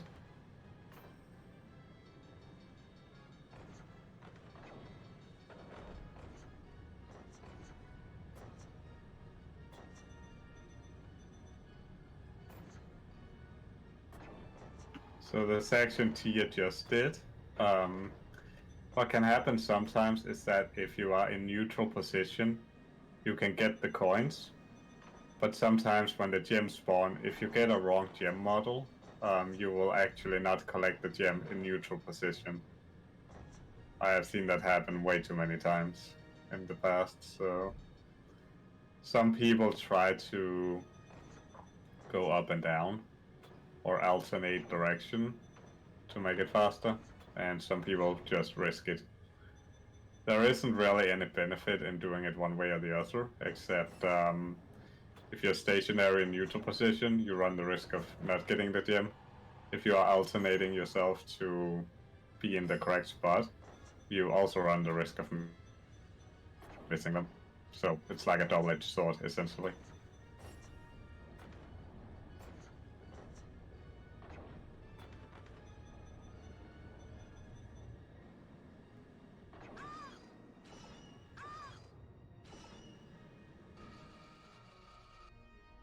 And no Gringotts fails. That is good. So now we get back into the actual game mechanics, which is Diagon Alley. I will try to explain the first minigame once Tia has completed it, or if she gets bad RNG, I will also explain it.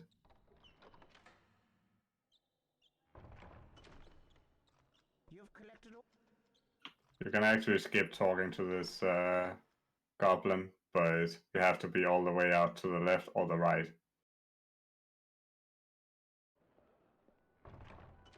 Ooh, tower bunked into the goblin.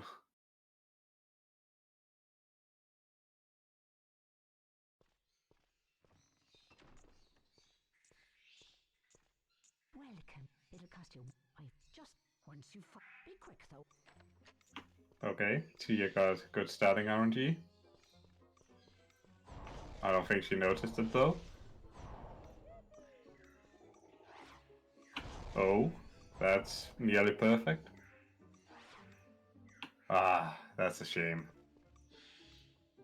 So the way this minigame works, when you exit or finish the last dialogue box, the first crate where the toad spawns in will shake immediately.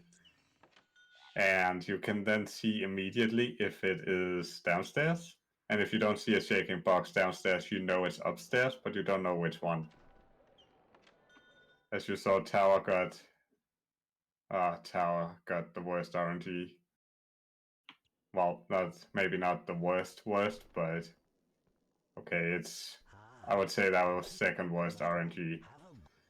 The worst spots are up far away, down far away, up far away. And Tia got nearly perfect RNG because the first two boxes downstairs, they can have the free toads. So you basically spend no time in the minigame. So the peacock, a lot harder in a regular run that does not involve super speed because you actually have to cut corners to catch up to the peacock, and then you have to stand on him for a few seconds, or I don't know if it's a he or she. You stand on it for a few seconds, and that drops the peacock feather, which interestingly enough was intended to be a phoenix according to the game code, which we discovered a few months back. Well, I think it was like half a year ago or something like that. But as you can see, there's not enough room to really cut corners, and the peacock will move around rather erratically, so it can be a bit tricky sometimes.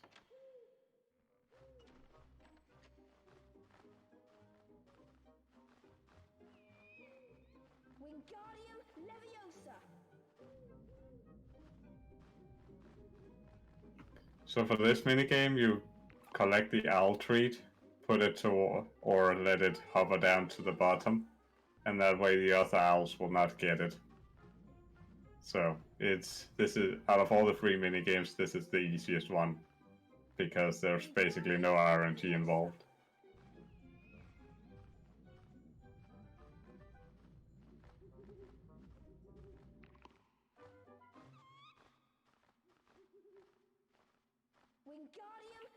Also, another little side note. It was, at least according to game code, it appeared that this owl minigame would drop a wizard card by feeding the other owls. So it's indicated in the code that you can get a wizard card by feeding the other owls, but that was never implemented. And with that, Diagon Alley is complete. Well done.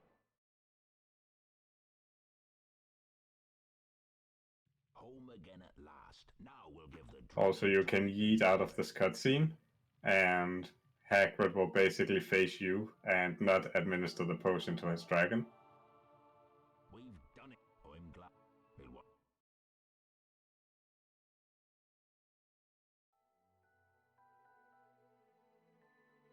Harry, Ron, and Hermione. And by this point in time, the game developers realized they could use book cutscenes, so they decided to use them again. And that's because when you first saw the book cutscene, that was in the intro, and then you basically don't see a book cutscene until you finish Diagon Alley. I don't understand why, but that's the case. Once Norbert had been freed, however, Malfoy sprang his trap. Harry was caught by Professor McGonagall. Also, Malfoy sprang his trap, which is never explained what his trap was. It was just a trap. So Admiral Akbar would be proud.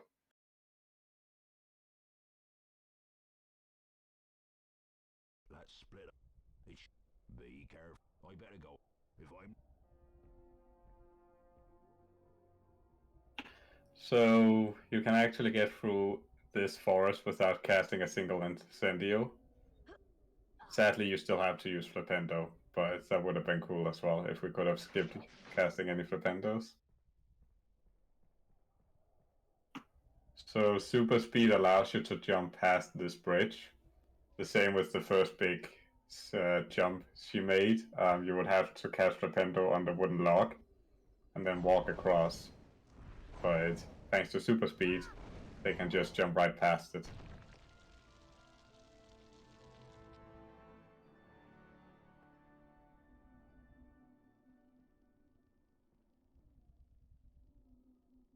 Don't get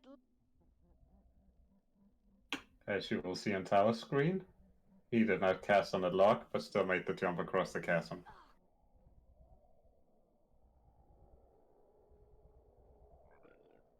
And they both made the jump effortlessly. That is good.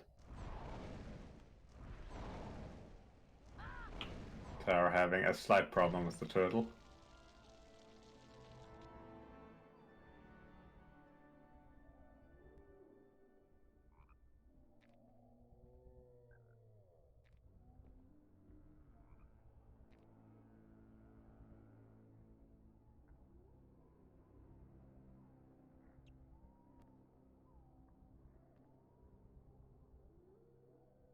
I'm not sure. Does it work on that area, Tia?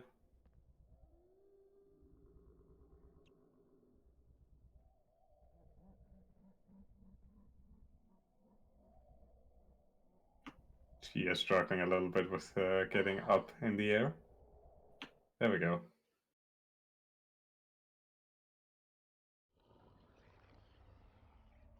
So the way that works, as far as I understand it, you basically move into the wall, and since everything else is out of bounds behind the wall, if you then try to move up to a higher plane or into where a higher plane is, it will zip you up to the higher plane instead of you falling out of bounds forever.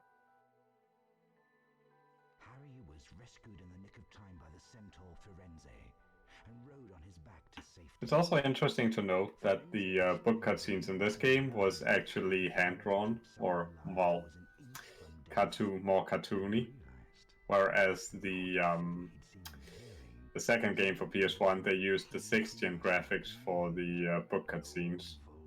I don't understand why they made that difference, but they did, so that's the way it is. Oh, that was a close shave, Harry. Any, if it was, oh, you've got.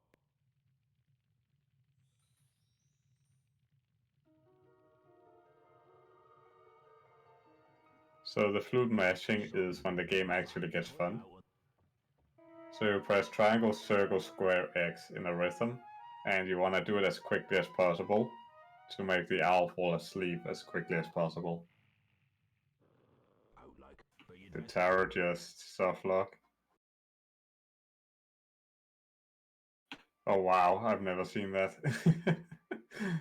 Harry behind the couch, moving over it. I've never seen that. Thank you for that, Tower. Come on, Ron. I suppose.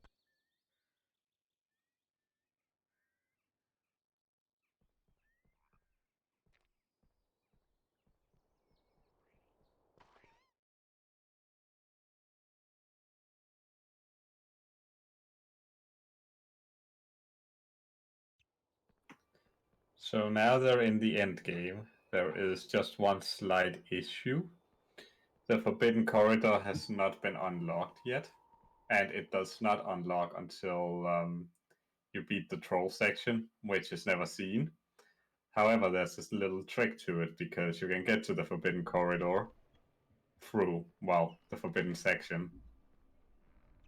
I'm not sure if that made any sense, but hopefully it did.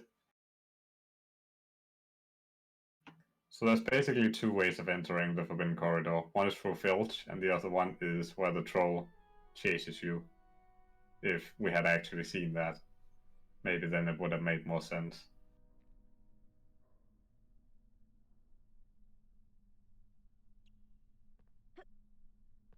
So much like I explained in the Forbidden Forest. Oh wow, Tia, that is unfortunate. There we go.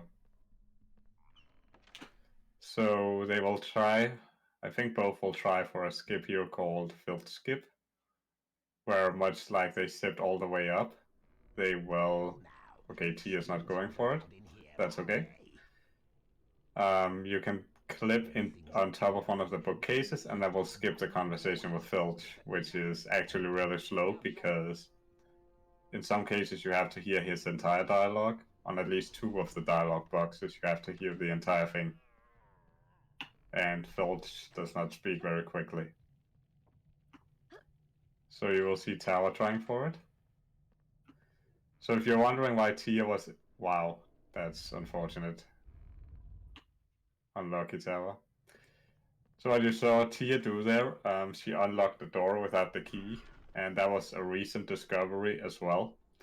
The theory is, as far as I'm aware, because you do the Quidditch League or the Quidditch abuse, and that basically allows you to store an extra ring in your quote-unquote inventory. And basically the rings and the keys share the same storage, so the game thinks you have a key even though you don't. That is the best explanation I can come up with.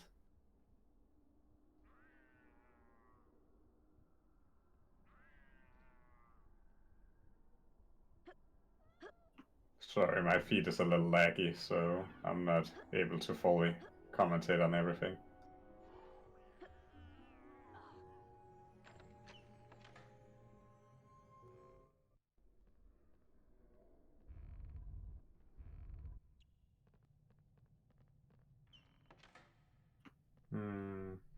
I wonder why the feed is...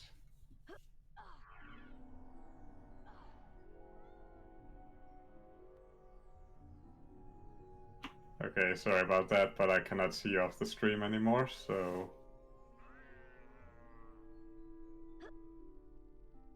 There will be a delay in my commentary until it gets fixed. So what you saw Tia try for...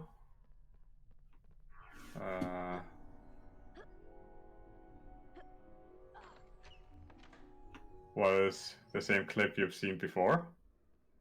But she didn't get it, unfortunately. Maybe Tower will. It's a very precise clip, and it looks like he got it. Good.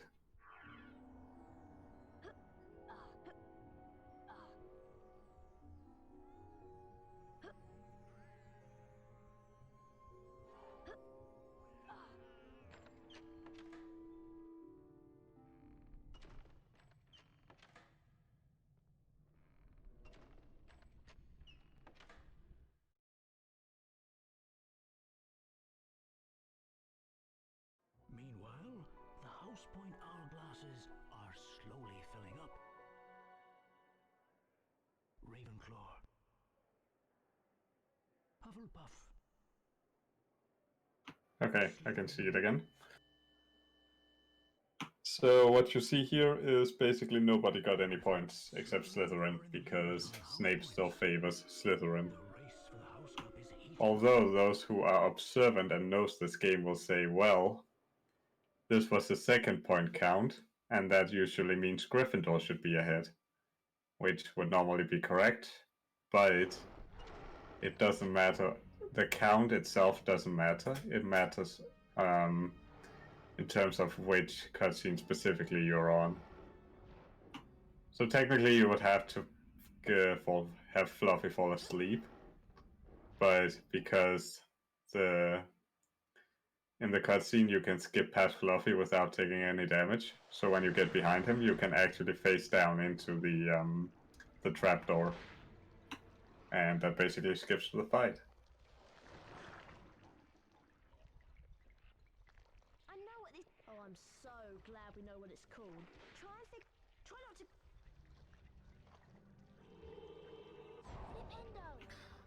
Flipendo. Okay, so as I mentioned, well, somewhat incorrectly, because of tutorial, they don't have access to the free aim feature. So they actually have to manually aim for them, which is a minor setback, but not a huge deal.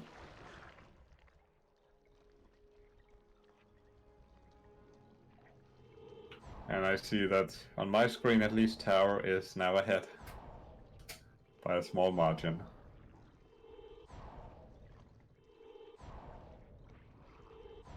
So what Tower will try to do here is eating into the gate mid cutscene, which he did right there. Tia going for fast incendio on the venomous tentacula. Or, sorry, the devil's snare. I messed up. Yes, this is gonna be very, very close.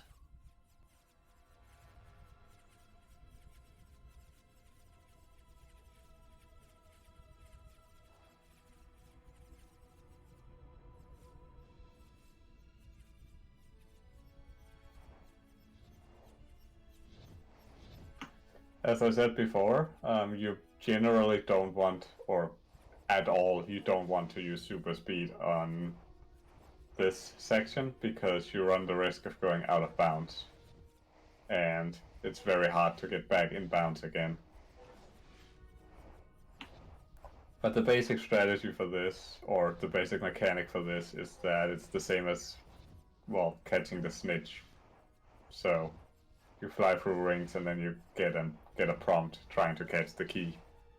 And that's basically it.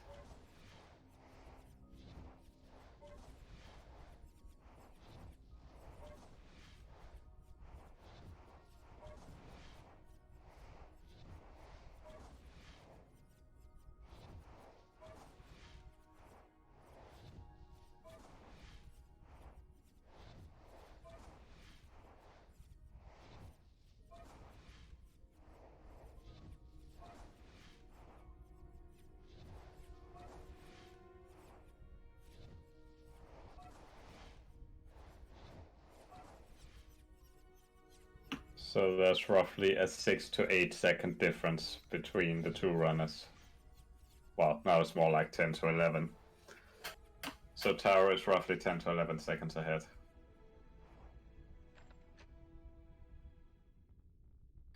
Also, the observant of you will have noticed that Tower made a save state, and that's because we have allowed it for this tournament, because this game likes to crash or soft lock.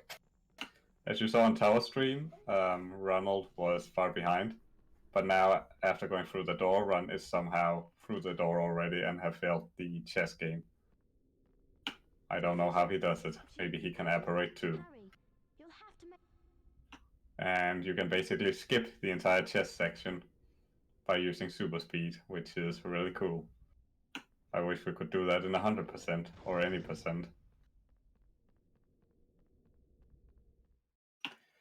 So for this troll, it's actually RNG on when he decides to move.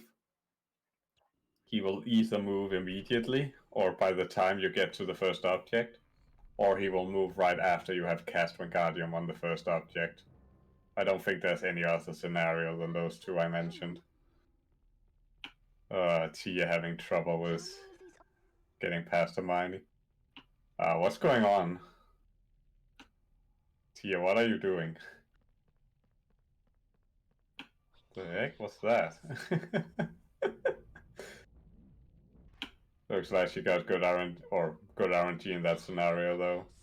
So I'm not sure what happened there.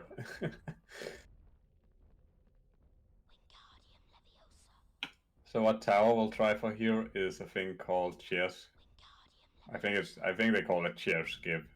It's basically just you loading another cutscene on top of each other.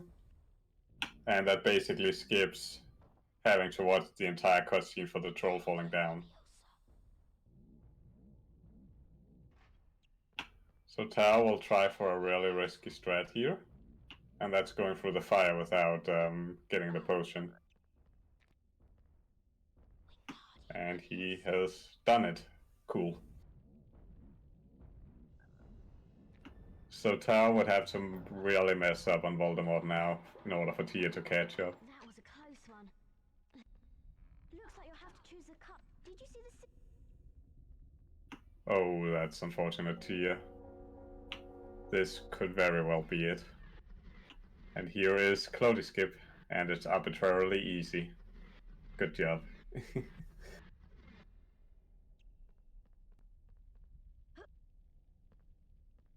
So what happens with that skip on the Voldemort fight is that now there are two audio tracks playing on top of each other. And that basically means Voldemort cannot speak. Neither can Quirrell. It might also prevent another soft lock on the third phase, but nobody has seen a soft lock on the third phase. Or at least not the one I have in mind, since it happened in 2013, I think. So the strategy for the first phase is that you get close to the mirror and angle yourself in such a way that the okay, that's not what I expected Tower to do. But you angle yourself so the pillar is off screen, and that basically allows you to hit Voldemort immediately again because the pillar will respawn.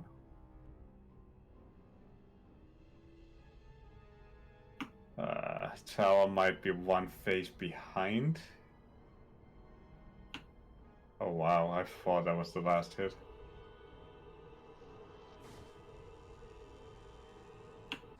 Let's see what happens. This could actually be a game changer. Let's see what happens.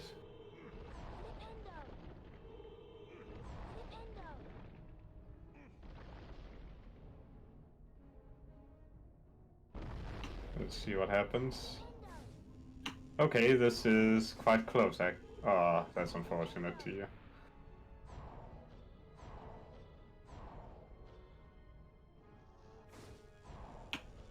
Now, it would require either runner to make a mistake now. Whichever one makes a major mistake now will lose.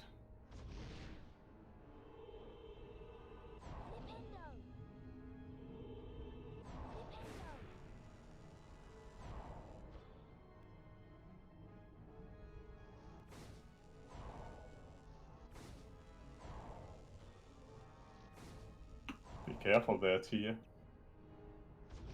Same goes for you, Tower.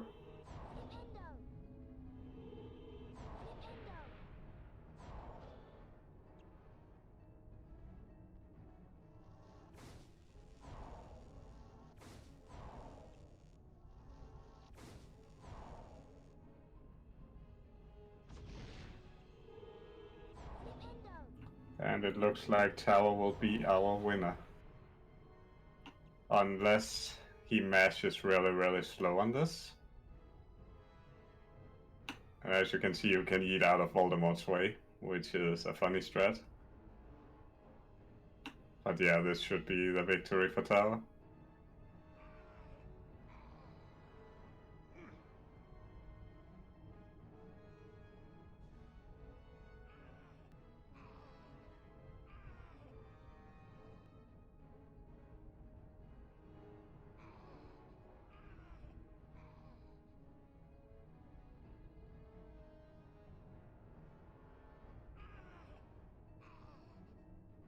And that is a GG for both. Such a close run. That got a little exciting towards the end, because that could have gotten either way. I think if Tia hadn't messed up on that first flipendo on the mirror, it would have been really close.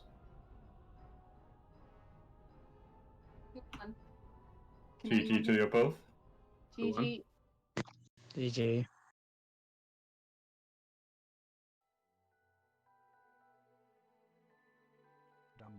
I messed up so many things. Holy shit. But in the end, you still got the victory. Oh, nice. What was the time? I did not see, actually.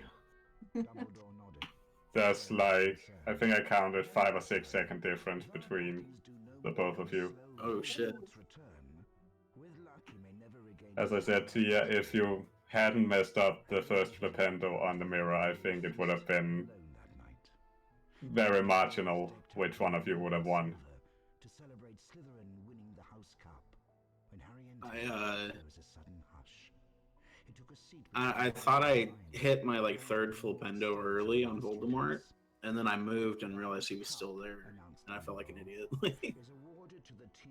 Yeah, that almost cost you the victory.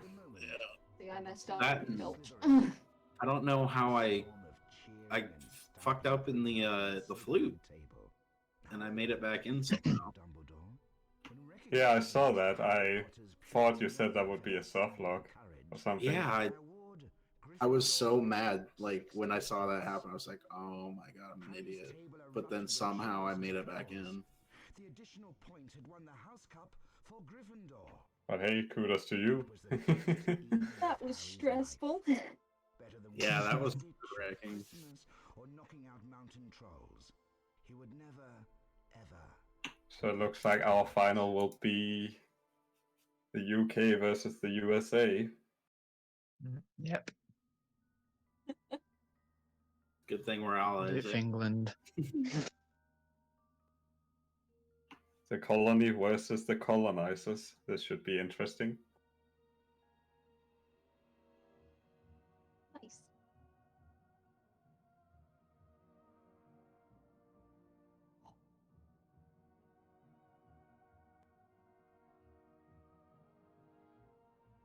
Is that a new PB, Tia? Yes, it's a new PB. My last PB was an hour and 2 minutes. Shit. Oh well, that's good. 58 minutes. About like That's three or 4 minutes.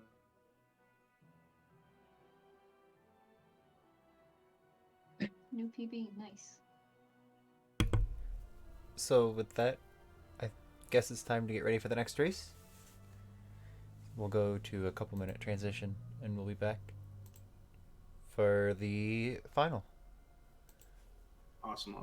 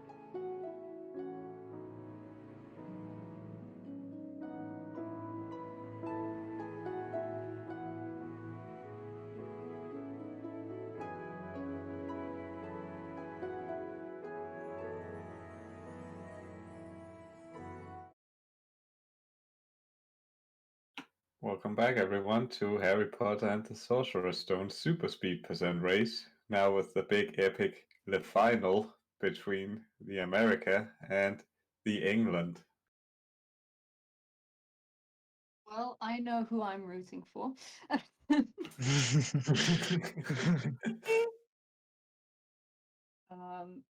Yeah, this is going to be a really good race. We've got two winners from both races, and they are actually the top two people on emulator for Super Speed. So this will be an even closer race, hopefully.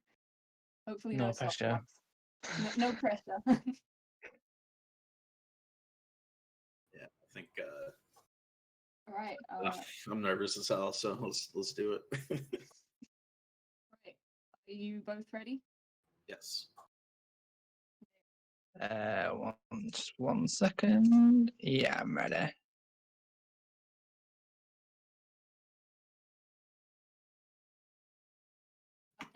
Right? Ready. Yes. Do you want the want honor, to do Tia? it now? Oh, I'd love it. Right. I'm gonna do a countdown from 5, and then on go, just press X. So 5, 4, 3, 2, 1, go.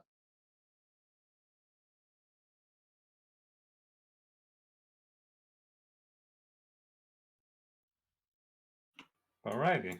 Here we go with the big epic final. I would say something more exciting, but 1 minute and 30 seconds of cutscenes in the beginning.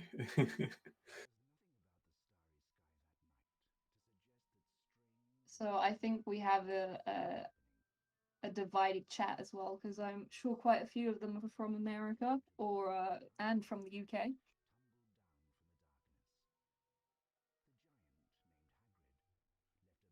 Guessing are Europeans back in the UK? Well, the UK is not part of EU anymore, so. Well, we're neighbours. We're close. We're buddies. Sorry, I just had to bring that up. So if you're joining us for the first time, this is Harry Potter and the Sorcerer's Stone done with the Superspeed cheat, which is a GameShark code that allows you to input a certain speed RAM value into the console. And because of the way the game is made, Harry's speed is stored in the RAM values. So when you inject a certain value into the RAM, it will make Harry go really, really fast. And I haven't mentioned this the other two times, but he can actually go faster than the code we put in, but that would make the game very unstable. So we basically looked for a speed value where it would be runnable, essentially. Isn't there another cheat that makes Harry fly all over the place without a broomstick? Yes, when you jump, you can hover in the air. Yeah, that's cool. It's kind of like Croc. Yeah.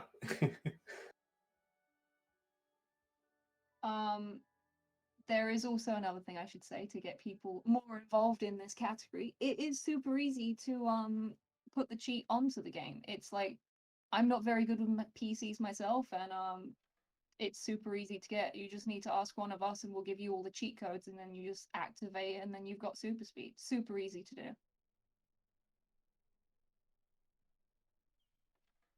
So plus you went for Ronald's skip, which basically means he would skip this little cutscene with Run, but he unfortunately did not get it.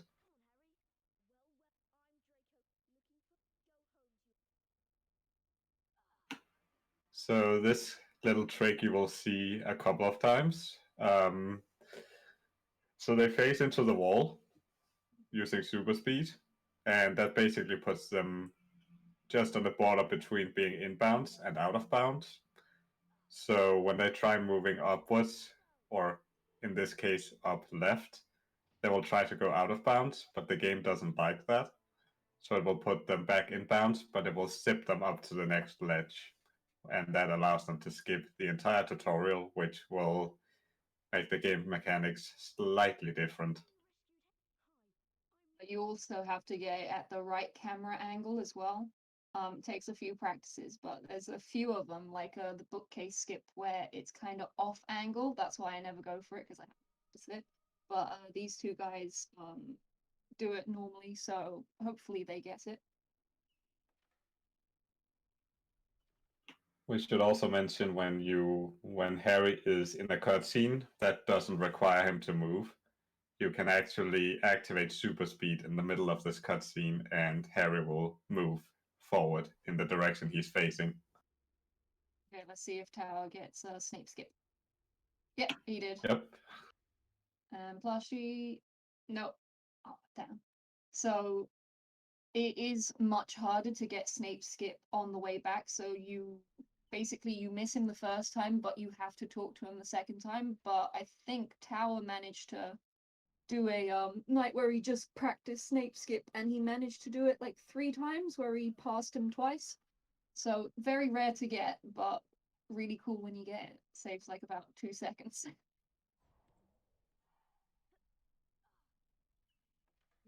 Tower passed that. She got nice. Now, it might be worth mentioning why we skipped picking up the broom. So you will basically see Harry on a broomstick later, but he never actually picked it up, which is an interesting sequence break.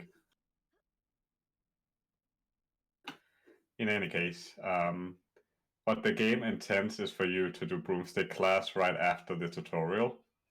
But since we can skip into the 4 Eyes Curse challenge, you can trick the game into thinking you have completed everything prior to that by completing the challenge. So you'll be seeing that 2 times throughout this run. Tower's trying to go for a cut in there. There we go. Instead of climbing up the stone and jumping over, you can do that. It can be faster if you get it first try. Plus, he was a little unlucky there with his movement in the cutscene. Now it's good if you take damage. The more damage you take, the better on these fire crabs on the wall, because that will be useful when you suicide abuse, or when you basically you kill yourself, because it's faster to get to the start of the place where you need to go to talk to Nick. Death abuse, I think, was the word you were looking for. Death abuse, not suicide. Jesus Christ. Superspeed is a GameShark cheat, which allows you to inject certain RAM values into the game. And because in this game Harry's speed is determined by the RAM values, you can inject a really large RAM value into the memory of the game, and that allows you to go really, really fast. So Harry is Sonic. That's what this game is. Sonic. Ooh, that was nice from Fletcher. You got that nice ledge grab instead of jumping up. Let's see if he gets the cutscene storage. Yep. And yep. So you can actually load 2 cutscenes on top of each other, so that saves a little bit of time. And Tao's just done the exact same thing with Blue Eye. And he'll walk back in, wait for the cutscene, because if you kill yourself before the cutscene, you may get a soft lock. Oh, I thought you had to. I just thought it didn't save you defeating the eye. Yes, and sometimes you do get a soft lock. I've managed to get a soft lock on it because I didn't wait for the cutscene to finish. We'll come back. Interesting. So Tower was able to death abuse a lot faster than Plushy, which should put him in a comfortable lead for the moment. But we'll see if he can skip Snape yet again, because let's see if he gets second Snape skip. The Snape skip, and plus he got very unlucky with Nick there. Oh, he did! Oh. Shit, nice! That is super rare what he just did there to get Snape, to skip Snape going into and out of 4 Eyes. Nice.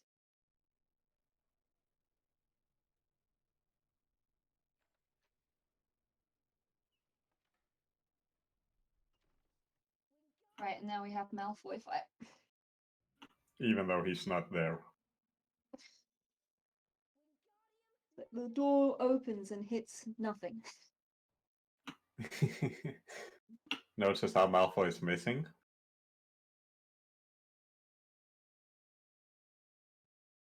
And boom, he's there. Malfoy already learned how to apparate. Such a cool guy.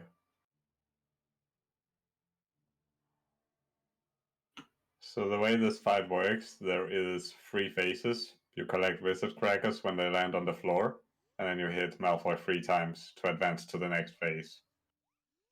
He just gets one of his best friends to join him, and that's the next phase. So who's his first and second best friend out of the 2? Oh, I can't remember. The one that goes, ugh, and then the second one that just claps and laughs. That's all I know.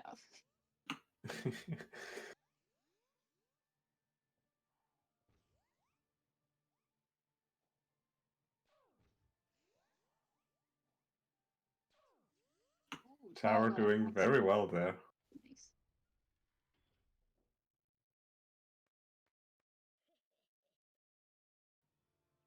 So we saw something strange on the race between Plushie and Emma. Plushie actually threw a wizard cracker when Malfoy was standing still, and it did not damage him.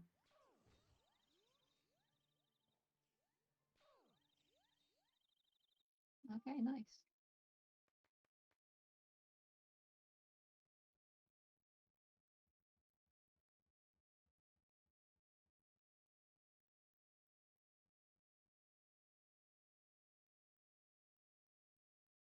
So what I've noticed is when I play on emulator, Harry's throwing and like the time you throw and then pick up a new cracker is slightly quicker, no, slightly slower than on PlayStation.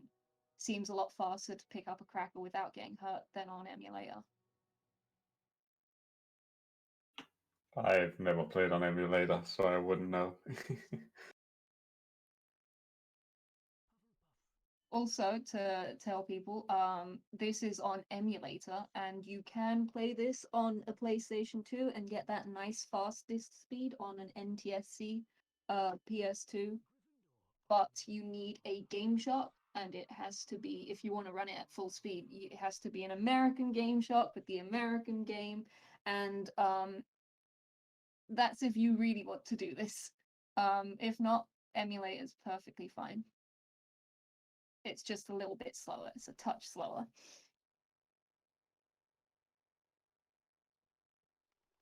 Wow, Slytherin had 29 points this time. I think they've had a consistent 30 until now.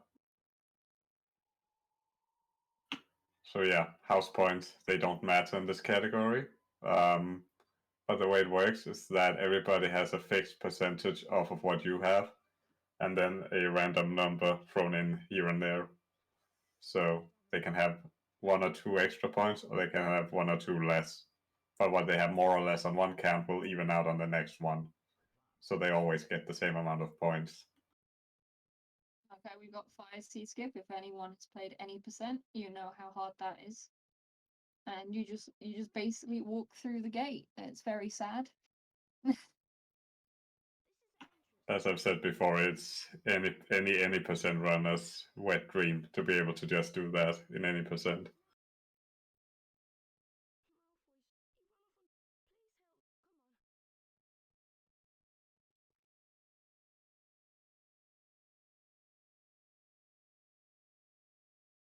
For the fire seed skip, you just need to go into the corner of the gate instead, because for a while I was just going for any part of the gate, but you have to go for either corner and that gets you through. Also, another interesting fact, the super speed cheat even works when you're on a broomstick, but don't do it in Quidditch or the key challenge. Yeah, you go upside down and sometimes you can just fly out and not be able to come back to the Quidditch pitch. I think we saw in chat that it has happened to Rico and Pac-Man, but they somehow found their way back in. No.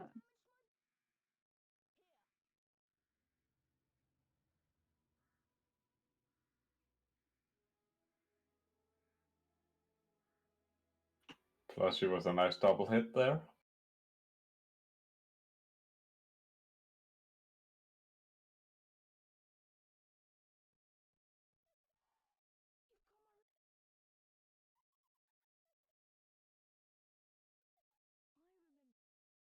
"28 seconds apart." You counted it? Yep. Nice. So just under 30 seconds, but it all depends on Quidditch and if they manage to get rings in one turn, or if they skip a few rings, we might have a closer match. Tower was a little unlucky there with skipping the dialogue before Quidditch. And Plushie was even more unlucky. Ah, that's so unfortunate, Plushie. Oh no. He got kicked out. You're not playing Quidditch. It's like, no, you're not the special one. Go away. You're too young to play. You're a first-year student, and first-year students aren't allowed to play. The door knows all.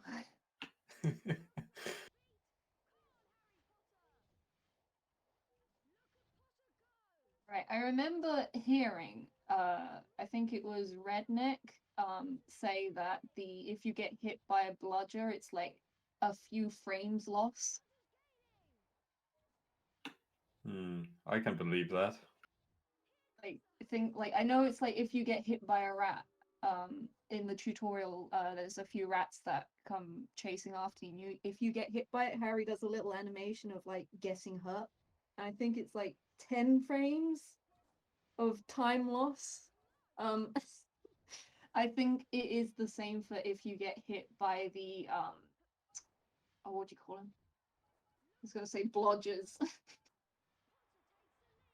Speaking of bludgers, Plushie got hit 3 times on the blue rings.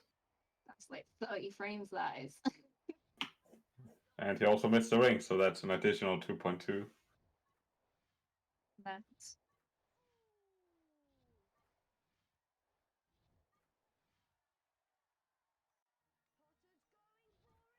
nice. Tower got that nice grab there. So you have seen a sequence break in the dungeons, and now you will see a sequence break that abuses the Quidditch League, which was ironically enough discovered in a YouTube comment. I heard about that. I heard about it on the GDQ runner who did Harry Potter. I heard it was like a person was scared to go face the trolls, and they just played Quidditch, and then he came back, and then he went to Gringotts. Yeah, and I'm pretty sure that was through a YouTube comment, but I don't remember where. Okay. And Tower completely skipped the runner cutscene. He's gotten that Nice. twice today. Well, it is his skip. It'd be sad if he didn't get his own skip. Well, it happens, believe it or not. It does happen. Right, let's see if Plushie can do the same.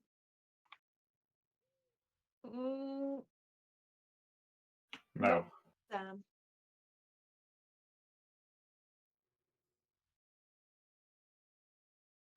So there's a different skip you can do if you miss that one.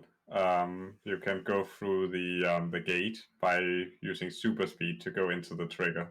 And that way you don't have to watch Ron cast Alohomora. Right, so Quidditch abuse. The way it works is that Quidditch League was added very late into the game's development. And at some point in the story, you have to have a Quidditch match against Ravenclaw. So they first have to beat Hufflepuff and then Ravenclaw, and then continue without saving the game. That makes the game think you have done all the progress up until after the Ravenclaw match. So when you go back into the game thinks, oh, you have to go to Diagon Alley now. And then you go to Diagon Alley. So you basically cheat the game by lying to it and not saving at the places. So after each Quidditch match, it will ask you to save, and you say no, because if the game knows, then it will just put you back into a Harry Potter game without you going back to Quidditch. You'll just have to do the rest of the game. At least buy flowers and chocolate before you cheat on it.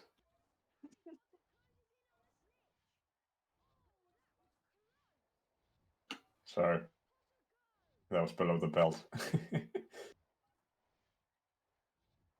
It is pretty broken, so I think we're allowed to. So a really good Quidditch time on, or the ideal Quidditch time on Hufflepuff would be a 1:13 on the current time. Is it 1:13? I think I've seen 1:11 before, but I don't think I'm correct. Right, Tyler gets 1:15. So he missed one ring.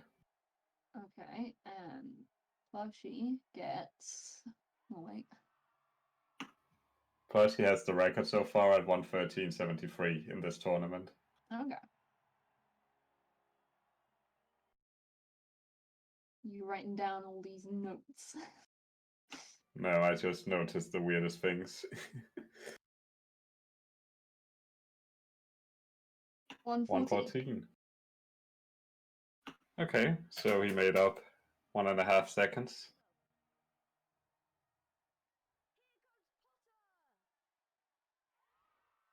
I like all the people cheering in the little box. They're so pixely. The only one that, I don't know if you noticed, but Snape is not cheering. Oh, I didn't notice that. I noticed that McGonagall's hat is like super pointy. It's like just a triangle. I mean, polygons are made up of triangles, at Yeah, least in video games. It's just one single try.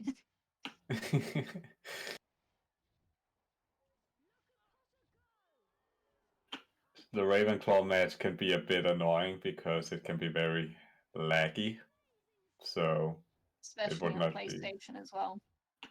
Exactly. So it would not be surprising to see them miss a few rings. It is still like playing it on PlayStation, it is very laggy and you have to compensate for it as well, which sometimes puts you where you don't want to be, but on emulator it's slightly smoother. But on this match, you get the touch amount of lag on there. Not a lot, but you still get a little bit on there.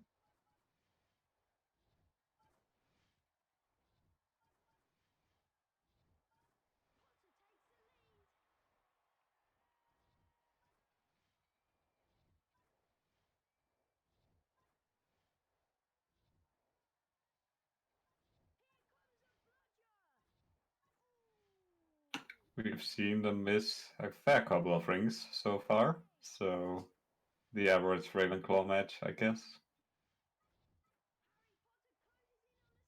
I think I even saw Plushie miss 2 blue rings, which is just unfortunate. Gold rings are the hardest ones because, well, they zigzag a lot. And the snitch kind of gets all weird where it will go like slow and fast and zigzaggy, and it's not nice. Ooh, a 129 for Tower. Okay, 129 for Tower. Let's see what Plushie gets.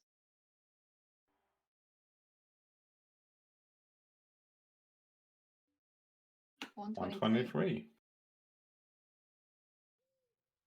6 seconds. Plus that Slowly one for clawing Alva. his way back. A 7 seconds time save that is. Ooh.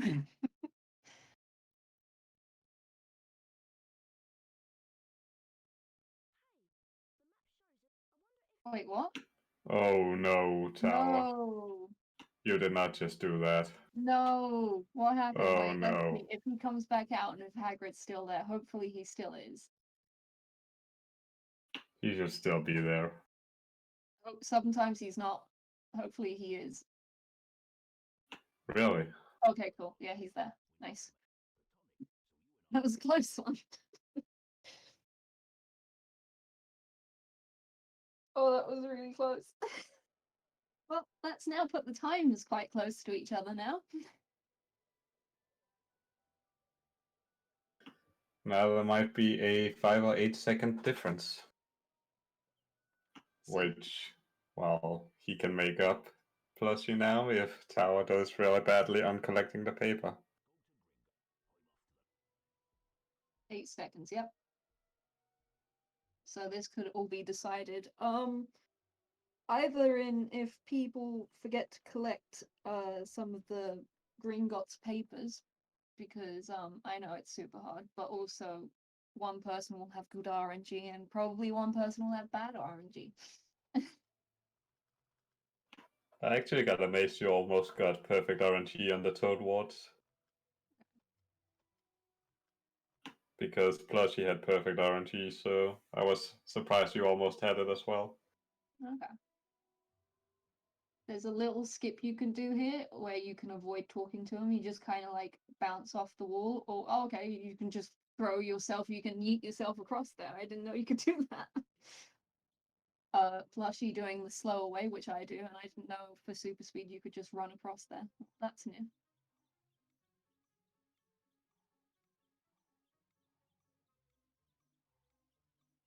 Also, Hagrid doing the smart thing because he mentions his dragon Norbert, even though we don't know who Norbert is because we never released his dragon from its egg, but somehow it's ill. So we have to go to Diagon Alley to get our own money to get the components to make a potion, while Hagrid spends his own money to get drunk. Sounds like a Nigerian prince who only needs a few dollars to get something, and you do all the work, and then you get loads of money, but it's a lie. Hagrid is the lie.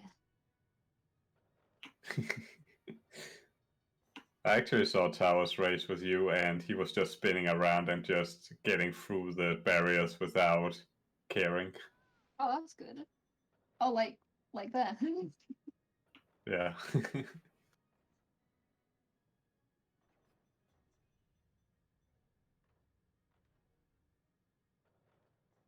So the turning point for this race right now can either be the Toad Watch RNG, the Peacock RNG, or the paperwork if one of them does badly on it. Yep, or late game. Late game's always tricky. Filch is probably one of the trickiest, and then just like going into the later game where you've got the sleeping troll and chess and the keys. Speaking of the sleeping troll, what happened to you where Hermione was just pushing you around?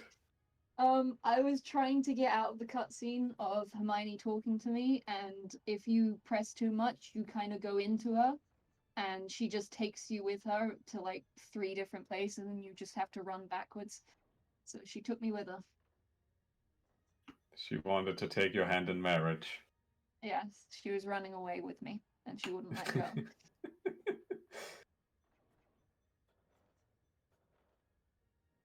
Can you get all the coins in the little box? Like, can you get it all the way to the top?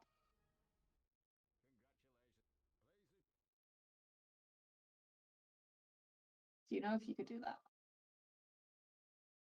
Oh, Sorry? I was gonna say, do you know if you can get all the coins in the little box?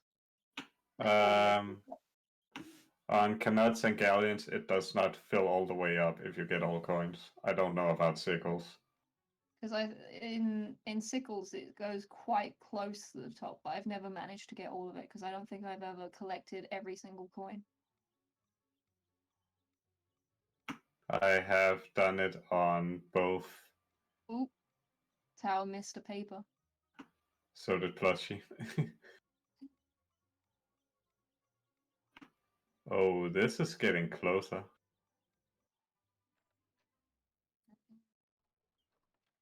Oh, they both 4 got seconds. it. 4 seconds. Oh, now it's less. Shit. We haven't seen that today on Sickles, where they hit the trigger going through the door, so that's good. I'm just filling up my cup if you can hear that. I'm not peeing, don't worry.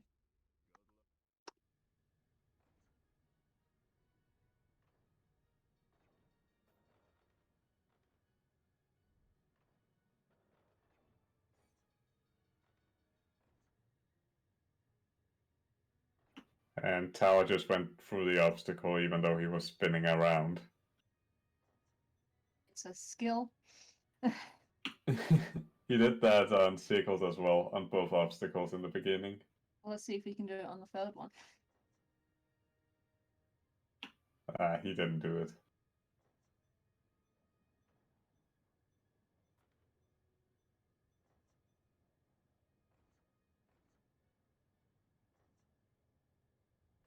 I see his strat.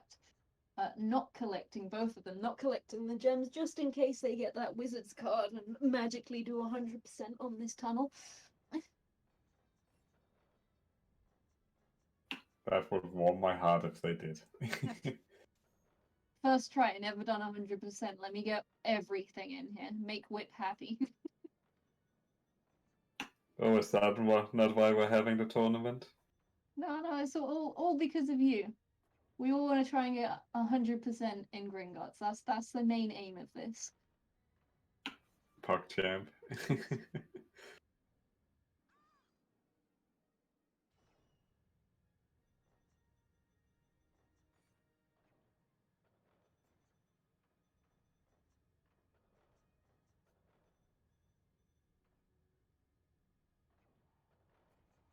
Now, why not? Let me tell you an interesting story because Gringotts is a little bit boring in this part because there's no strategies in here.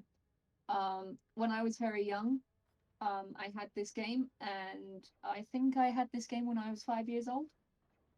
I struggled with this bit, so I let my dad play this game, and it took him a whole night to play this game. So I left him at like about 8 o'clock. Went to bed, woke up for school the next morning, he was still playing it and still has not completed it. And to this day, he still hasn't completed it. So when I was young, I never got to see the end of this game. I never got to defeat Voldemort, so it's quite sad. That's some dedication on your dad's part. Now when he watches me play it, he's like, "Oh my god, that's the thing I could never do. I spent all night playing it and I could never get it." It's like, yep, I'm gonna do that now. What does he say about it now, though? He's like, "Oh, are you still playing that game?" I was like, "Yeah, I'm still playing Harry Potter." "Oh, people actually watch you play that game. It's old, isn't it?" It's like, "Yeah." It's like, "Wow, people are weird watching this game." Yep, they are. Plus, you also got Galleon cutscene skipped. That's cool. Well, Tower get it too. Tower's getting slippery there. Nice. You did. And it looks like the tables have turned. Flashy is in the lead by, let me see.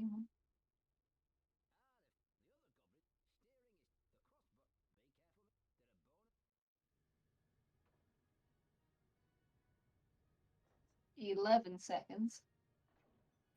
Oof. From 28 behind or whatever it was to 11 ahead. It pays to get good on the slippery surfaces. If only I could do that. Uh-huh. I don't know. I was once told I could save maybe 30 seconds if I actually learned to do it properly, which would involve using the analog stick, but I'm very much against change, so that's why I haven't done it. You do this all on D-pad, don't you? With the exception of Puff's Gain Skip and the Sip at the end of Forbidden Forest. Okay.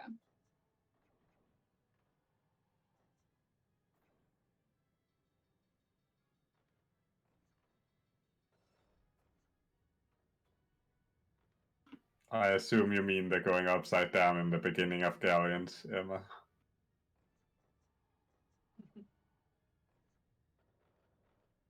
That's a hundo strat, that is. No, it's just an easy strat. Well, yeah, that's what I was going to point out. But it's only the hundo people who know it. Not like you didn't do the easy thing. I don't know, it seems like all the 100% people who ever do this, or anyone who picks up 100%, they always do that. But if you look at any percent, it's very rare to see that happen. Correct.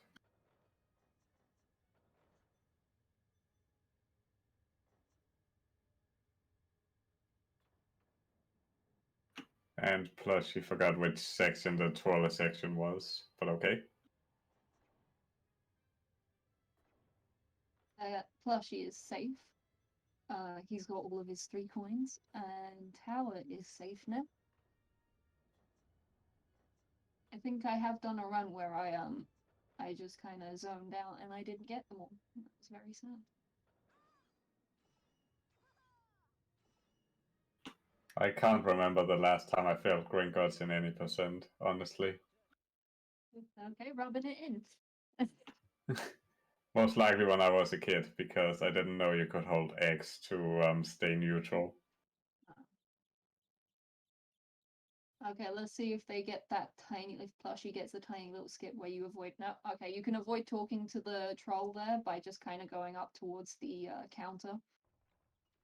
And Tower, oh no, Tower's done it as well. He went for it though.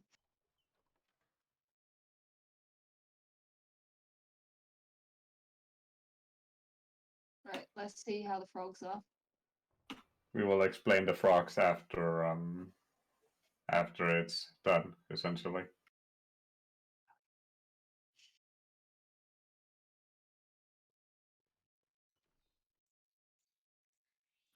Does not look like it was downstairs.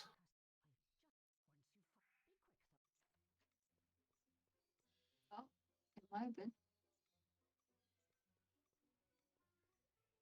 Oh, both are struggling to find their first box.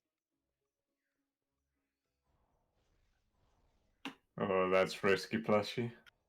Oh, Tower's hitting too many things now. Oh, that's Oh. unfortunate.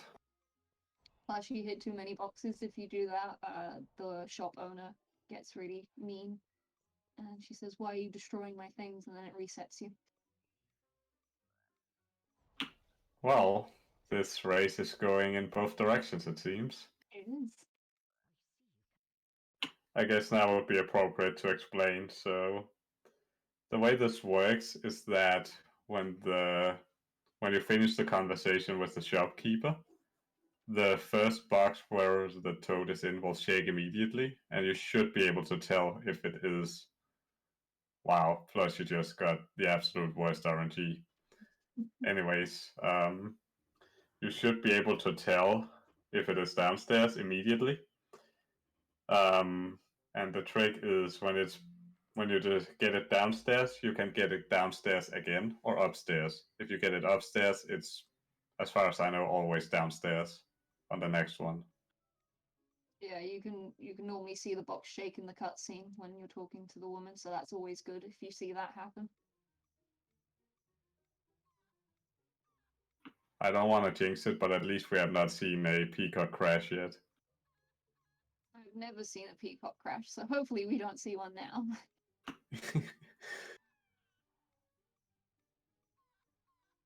Okay, Tower got his first feather. Oh no, Plushie got a feather too. Tara was struggling to finding the peacock, which is understandable since it spawned in the middle. I always find it's good to wait a minute or wait a few seconds before chasing it again, because I think you can, if you stay on top of it, like directly on top of it, you can get a second feather, but normally you have to wait a little bit before you can reactivate the feather again. Yes, that is correct. There is a cooldown. And in the owl, the best boy owl, which I call it, you can actually skip talking to this guy first, but it's quite rare to get. I think I've seen it twice. We can get that. Oh, yeah, twice. I thought Tower just did it. He didn't. But yeah, you can skip that, but it's quite rare to get that. And when you come out, you just basically avoid him. It's very easy to avoid talking to him.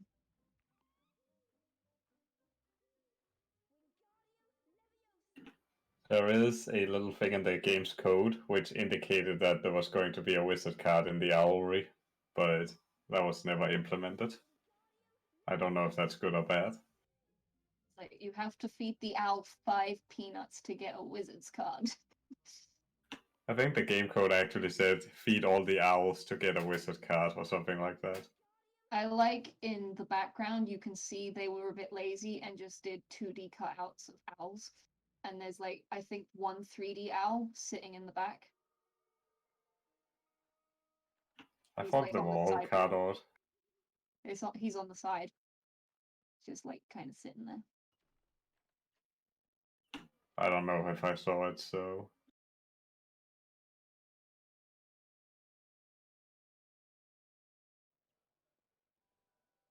Next up is Forbidden Forest.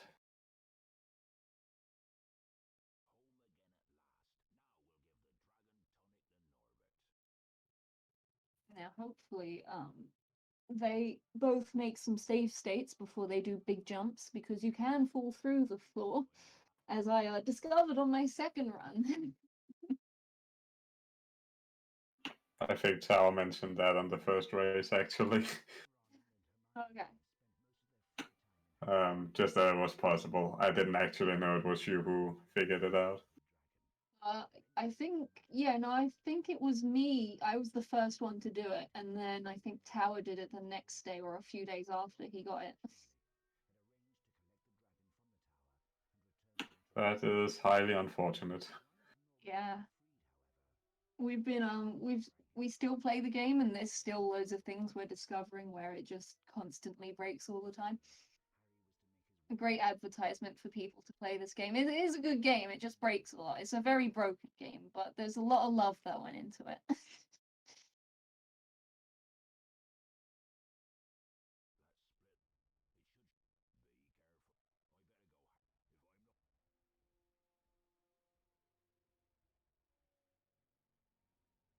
Instead of doing incendios, you can just run through these. You have to get it right into the corner though.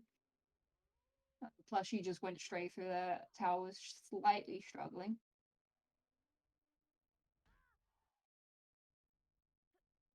Oh, nice. Let's see if Tower can clear it. Hopefully, cool, cool. No one fell through.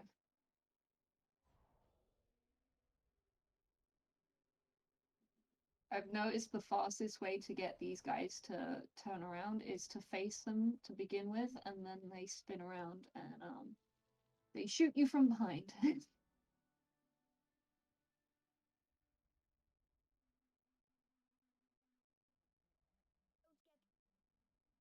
I can't remember if you can actually skip Malfoy. I think Tower did manage to skip Malfoy once. I don't think you can skip Hagrid though. No one can skip Hagrid. Right, this is really close now.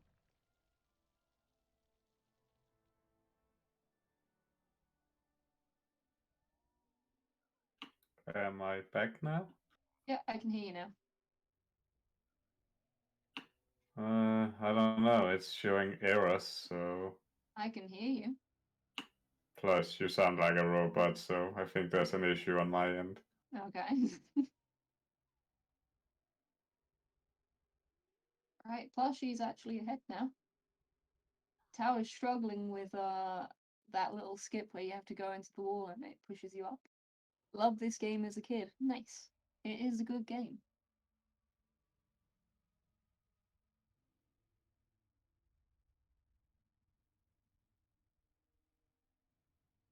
It does go to a blue screen here because some emulators just don't show that cutscene for some reason. It's normal. It's got no nipples.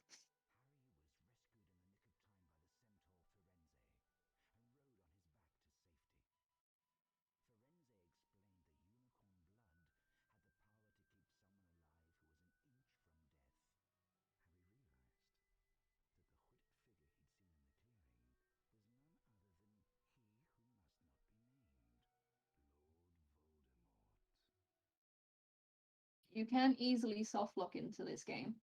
In this part, in Hagrid's hut, you just need to super speed. If you press it once, it softlocks the game. But I think Tower he accidentally pressed it, but managed to get back into the game. So you can get back out of it. It's just, I don't know how you do it.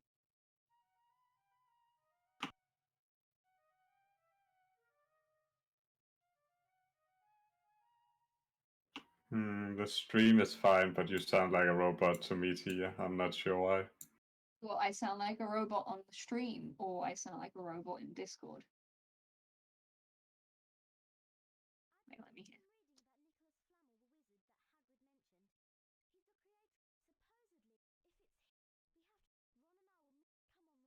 good on my end. Okay.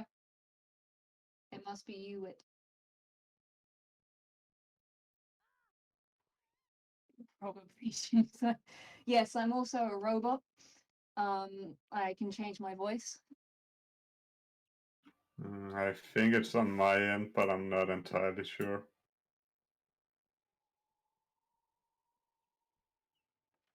I'll reconnect. Okay. Hello. Cool. Right. In this cutscene, it's quite a long cutscene showing how the Gryffindor transfiguration is. And you can just super speed into the wall and it just makes the cutscene a little bit quicker because Harry's now like facing into the window. And then you can just kind of go into the corner and shoot yourself up instead of getting onto the table that spins you up. Now, I think both of these runners will be going for the bookcase skip, which means you basically get into the corner of the bookcase and just jump above Filch, which avoids talking to Filch, which saves quite a lot of time actually. But if it takes you a few tries, then it's not really worth it. So Plushie's just trying it now, and Tower's doing the exact same thing. So let's see if any of them get them. Oh no, Tower's gone for the easy way. He's just talking to Filch now. See if Plushie manages to get that. You don't sound like a robot now, so I think I fixed the issue. Nice. Oh, it's paying off for Tower. Nice. Plushie's still trying. Oh, there we go. Plushie was still trying, but he's now ended up talking to Filch instead because it's a bit quicker. So now Tower is in the lead. This is very back and forth. This is good though.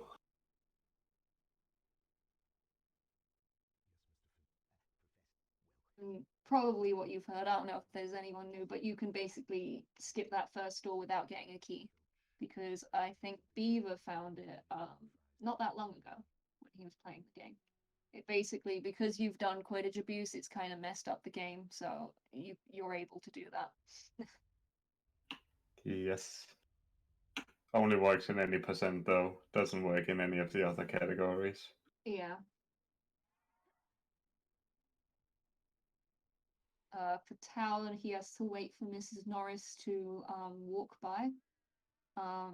There is also a chance Mrs. Norris will just find you even though her back is turned on you. It happened to me. Not very nice.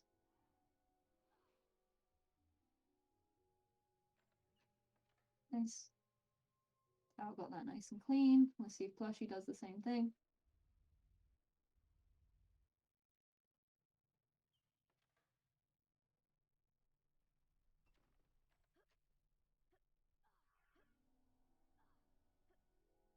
Nice. Oh, plus she almost did the same thing again.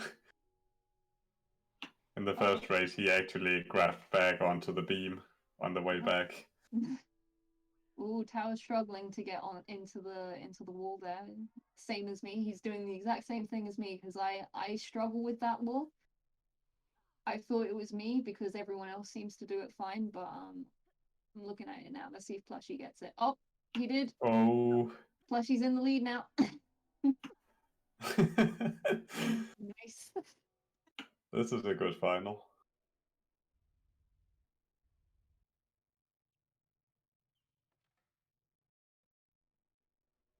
Okay. You normally have to wait like a couple of seconds because if you go straight forward in that room, Filch spots you. Ooh, they're neck and neck. They are.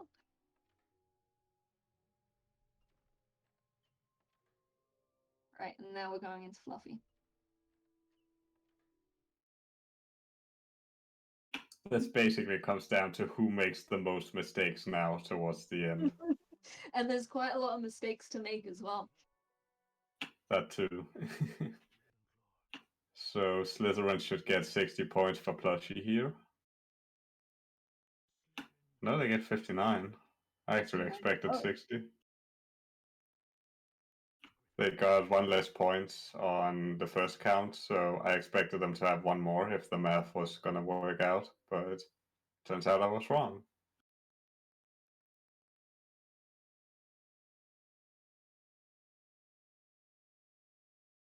For Fluffy, you can just super speed. You can actually get the skip during the cutscene. It takes like a second out of the cutscene, then you'll be able to just jump down. You can get this like a very quick way or a very slow way. Like Tower there, he just did it super quick, and Plushy did it slightly slower.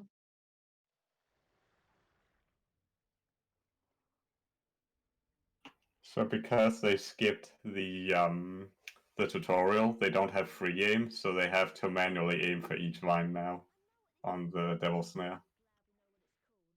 It's good to let Ron talk here, because as we see, Plushy's now stuck there.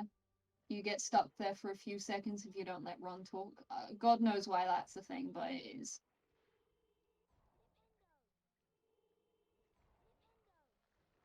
Is there also a timer on the Devil Snare?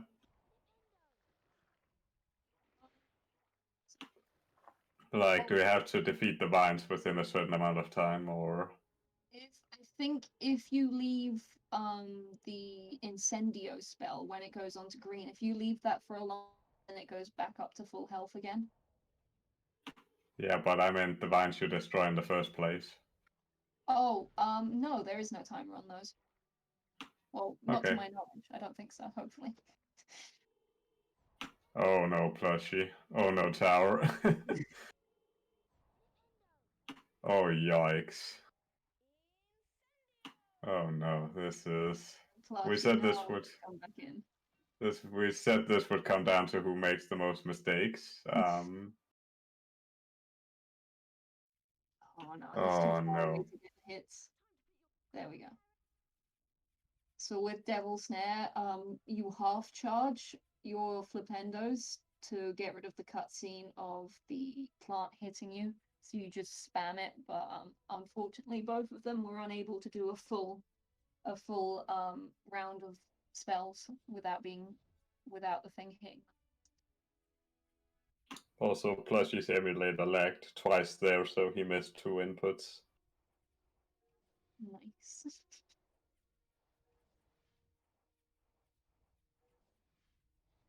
Right, I've noticed in this part of the game you can kind of bunch up the keys. I noticed that you can kind of get them all in one kind of clump and then they stick together.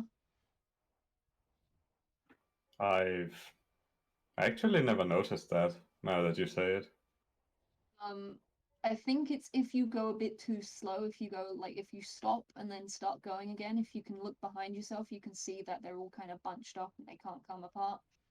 It's kind of a good way of not getting hit because then like 4 keys are behind you and they can't go any faster. Interesting.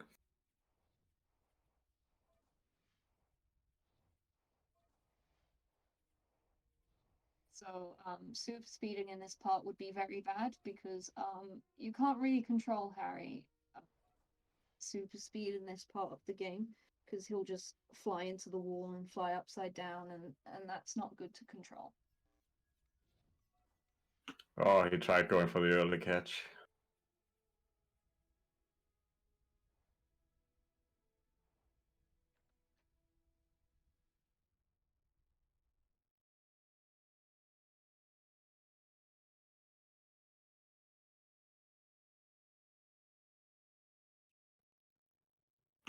Notice how Tower gets ahead of Run here before the chess game.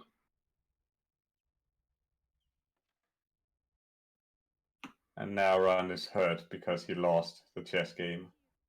Run. I wish we was as fast as him. I mean, there is a fan theory that Run is Dumbledore and reverse. Right, you can soft lock on this bit. Good, no soft lock there. Let's see if Plushie gets no soft lock as well. It's quite common to soft lock here.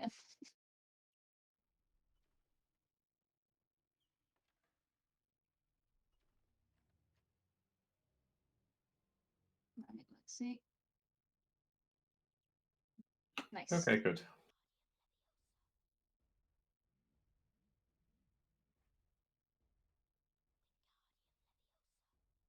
Now, hopefully, they both get Hermione skip, I guess. Alohomora skip.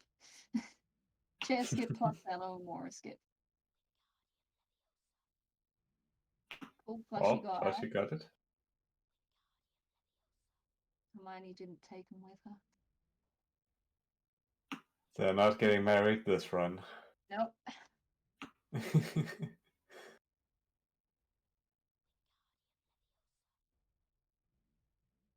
Right, so in any percent, chair skip is done to save like maybe a second. It's just a cool strat to do. You just basically levitate the chair and you drop the chair in the cutscene. Oh, Oh no! no! No! Tower messed up chair skip. Oh no! Let's see if Plushy messes it up as well. So, oh damn. What you have to do is you have to levitate the chair up, and during the cutscene, when the troll is just about to fall into the hole, then you let go of it, and that gets rid of a 1 second cutscene of the troll just falling. So combine that with you super speeding straight forward, and it gets rid of Hermione opening the door, so you can just go through it while she's doing Alohomora on it, and then you skip cups, so you skip the bell as well. So now Plushy is in the lead by a lot. Yes. And now comes the hardest skip in the game, Clody skip. Super hard. So you angle yourself up just right and then you jump and oh, you make it. Nice. Whoa. Wow. Everyone, did you see that? That's definitely worth a pog. I'm flabbergasted. I don't use that word enough. I can only guess what Tower is thinking at the moment, but if he knew what plush he was, I don't think he would have gone for chair skip. No. Right, let's see if he'll go again for chair skip. He probably will, because it does save a lot of time. Looks like he is going for it. Wait, now drop. There we go. There we go, he got it now. So, let's see if Plushy gets a fast foldy. You can also mess up on this by hitting him too many times. If you hit him too many times, he becomes what's the word? Basically, you can't Invincible. kill him. There we go, invincible. That's the word. And he also got the fast volley strat, so this looks like it's over. Okay, he's not invincible. Nice. It's not over yet. I mean, he can still die in theory, so Yeah. let's see what happens.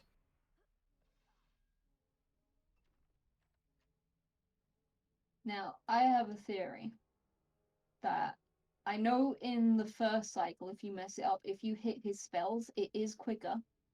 But I'm not too sure in the second cycle, if you hit his spells, it's quicker. I tried noticing when Tower played, and it didn't look faster on the second phase. Maybe it's because you're not playing it. It feels faster. It just looks like he's firing on the same cycle, but I could be wrong. Well, now I'll have to time it. Okay, let's see. Tower's doing fast foldy strat as well. Hopefully we don't soft lock it and make him invincible. So you have to do 6 flipendos. If you do more than 6, then that makes him invincible. And you have yeah, go on.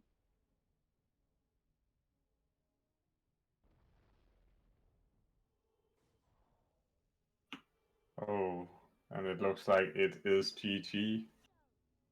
Not yet, not yet. I know. His finger could slip on the square button. We don't know. That would have to be one massive mess up.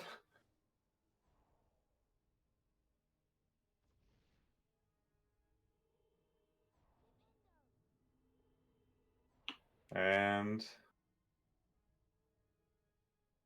GG Plushy. 58-24. The UK reigns supreme in super speed. Woo woo woo!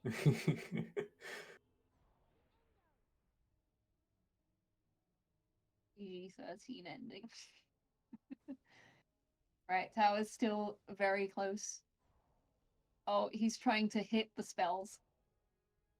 But the thing is, it's quite hard to hit them because Harry is targeting the mirror. Should we let them know that the failed chair skip cost him the victory? Potentially. Yes. We will. It was very close. It was incredibly close.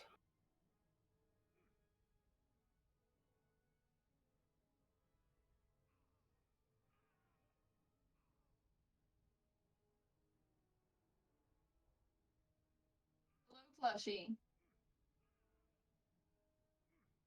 I guess it's no secret since you are first. You know who won. Yeah, just about. Well done. How does it feel to win? I can de-stress now. Was you watching the race, or do you have no idea how you won? I've got it open, but I've only just checked it. Tower managed to get. Oh, here he is. His tower. GG. GG both. GG Tower. Oh, here he is. His tower. Tower, I imagine you know what messed you up. No, I'm kind of confused. What could it have possibly have been? It was so close to a Oh, world man, record. well- You nearly had it. Could have been a world record. No, but seriously, you were ahead before that chair fail. Oh, jeez. Yeah. I mean, Okay. what are you gonna do? Actually, what went through your head when that happened? Because I was actually curious what you thought. So I don't know why, but I hesitated to lift the chair up, and then I thought I wouldn't have enough time, so I was trying to cheese it, and when it failed, I was just like, God damn it. But then I super sped, and it like kind of lagged. I don't know if you guys saw that. And I was like, oh, maybe I got out of it, but then the troll hit me in the corner, and I was like, God damn it! Like, congrats, Buster, because you just won. That's literally. Yeah, this match was like back and forth. It was literally 1 minute you was winning, 1 minute plus she was winning. It was kind of back and forth for quite a lot most of the game. Oh, really? Yeah. Wow. Yeah. Okay. In the opening, Tower had a lead of about 28 seconds, and then after Plushie caught up, it was like neck and neck up until the end game. I was also frustrated because I didn't click on the window, so like when I was hitting start, it didn't go. So I was like 2 or 3 seconds behind, I think. And it was like, Okay. I don't know. But that was fun. Yeah. Thank you I for the failed race, Tower skip everybody. twice. Oh, it's You still won the whole thing. oh yeah, and then after Quidditch, I like hit the page and it made me go into the other area. Oh yeah, that I happened. was so mad about that. Yes. I sent Tia a message. I was like, read. Yeah, I saw. Thanks for the was- GGs, chat. I was so appreciate fun. that.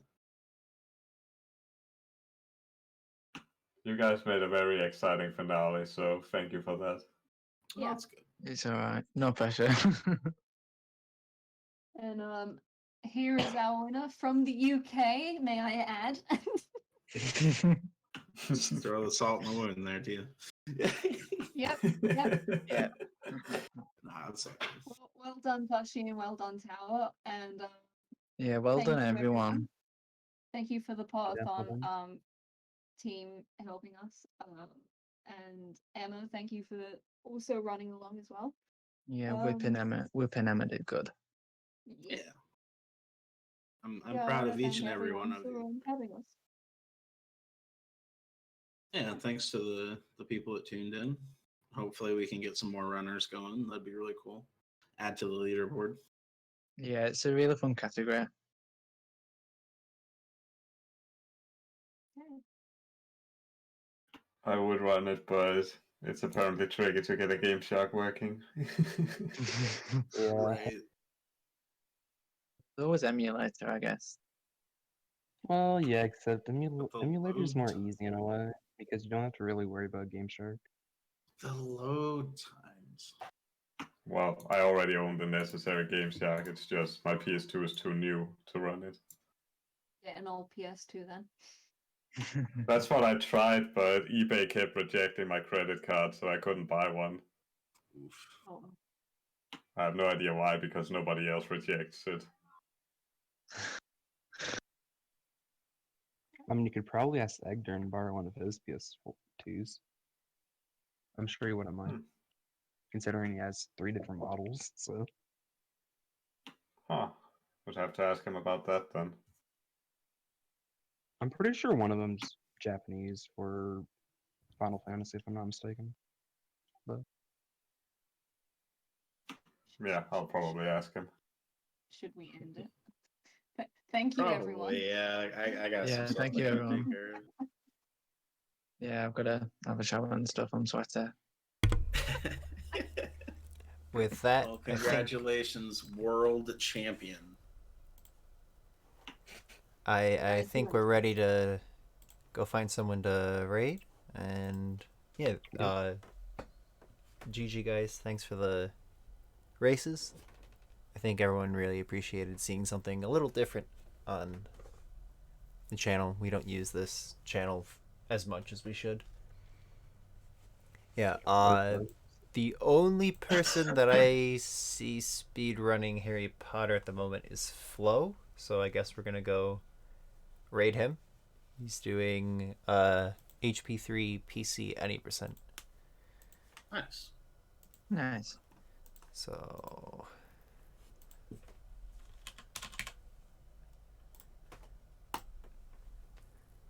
if you guys want to do a message or something, I don't know. I don't know, All just hail the UK. right. I would just encourage anybody who's interested to try and run this category because it is really fun. Yeah, I'd just say thank you to everyone, runners, commentators, and people who watched. And if you ever want to get the cheat code, just come into the Harry Potter Discord for the consoles, and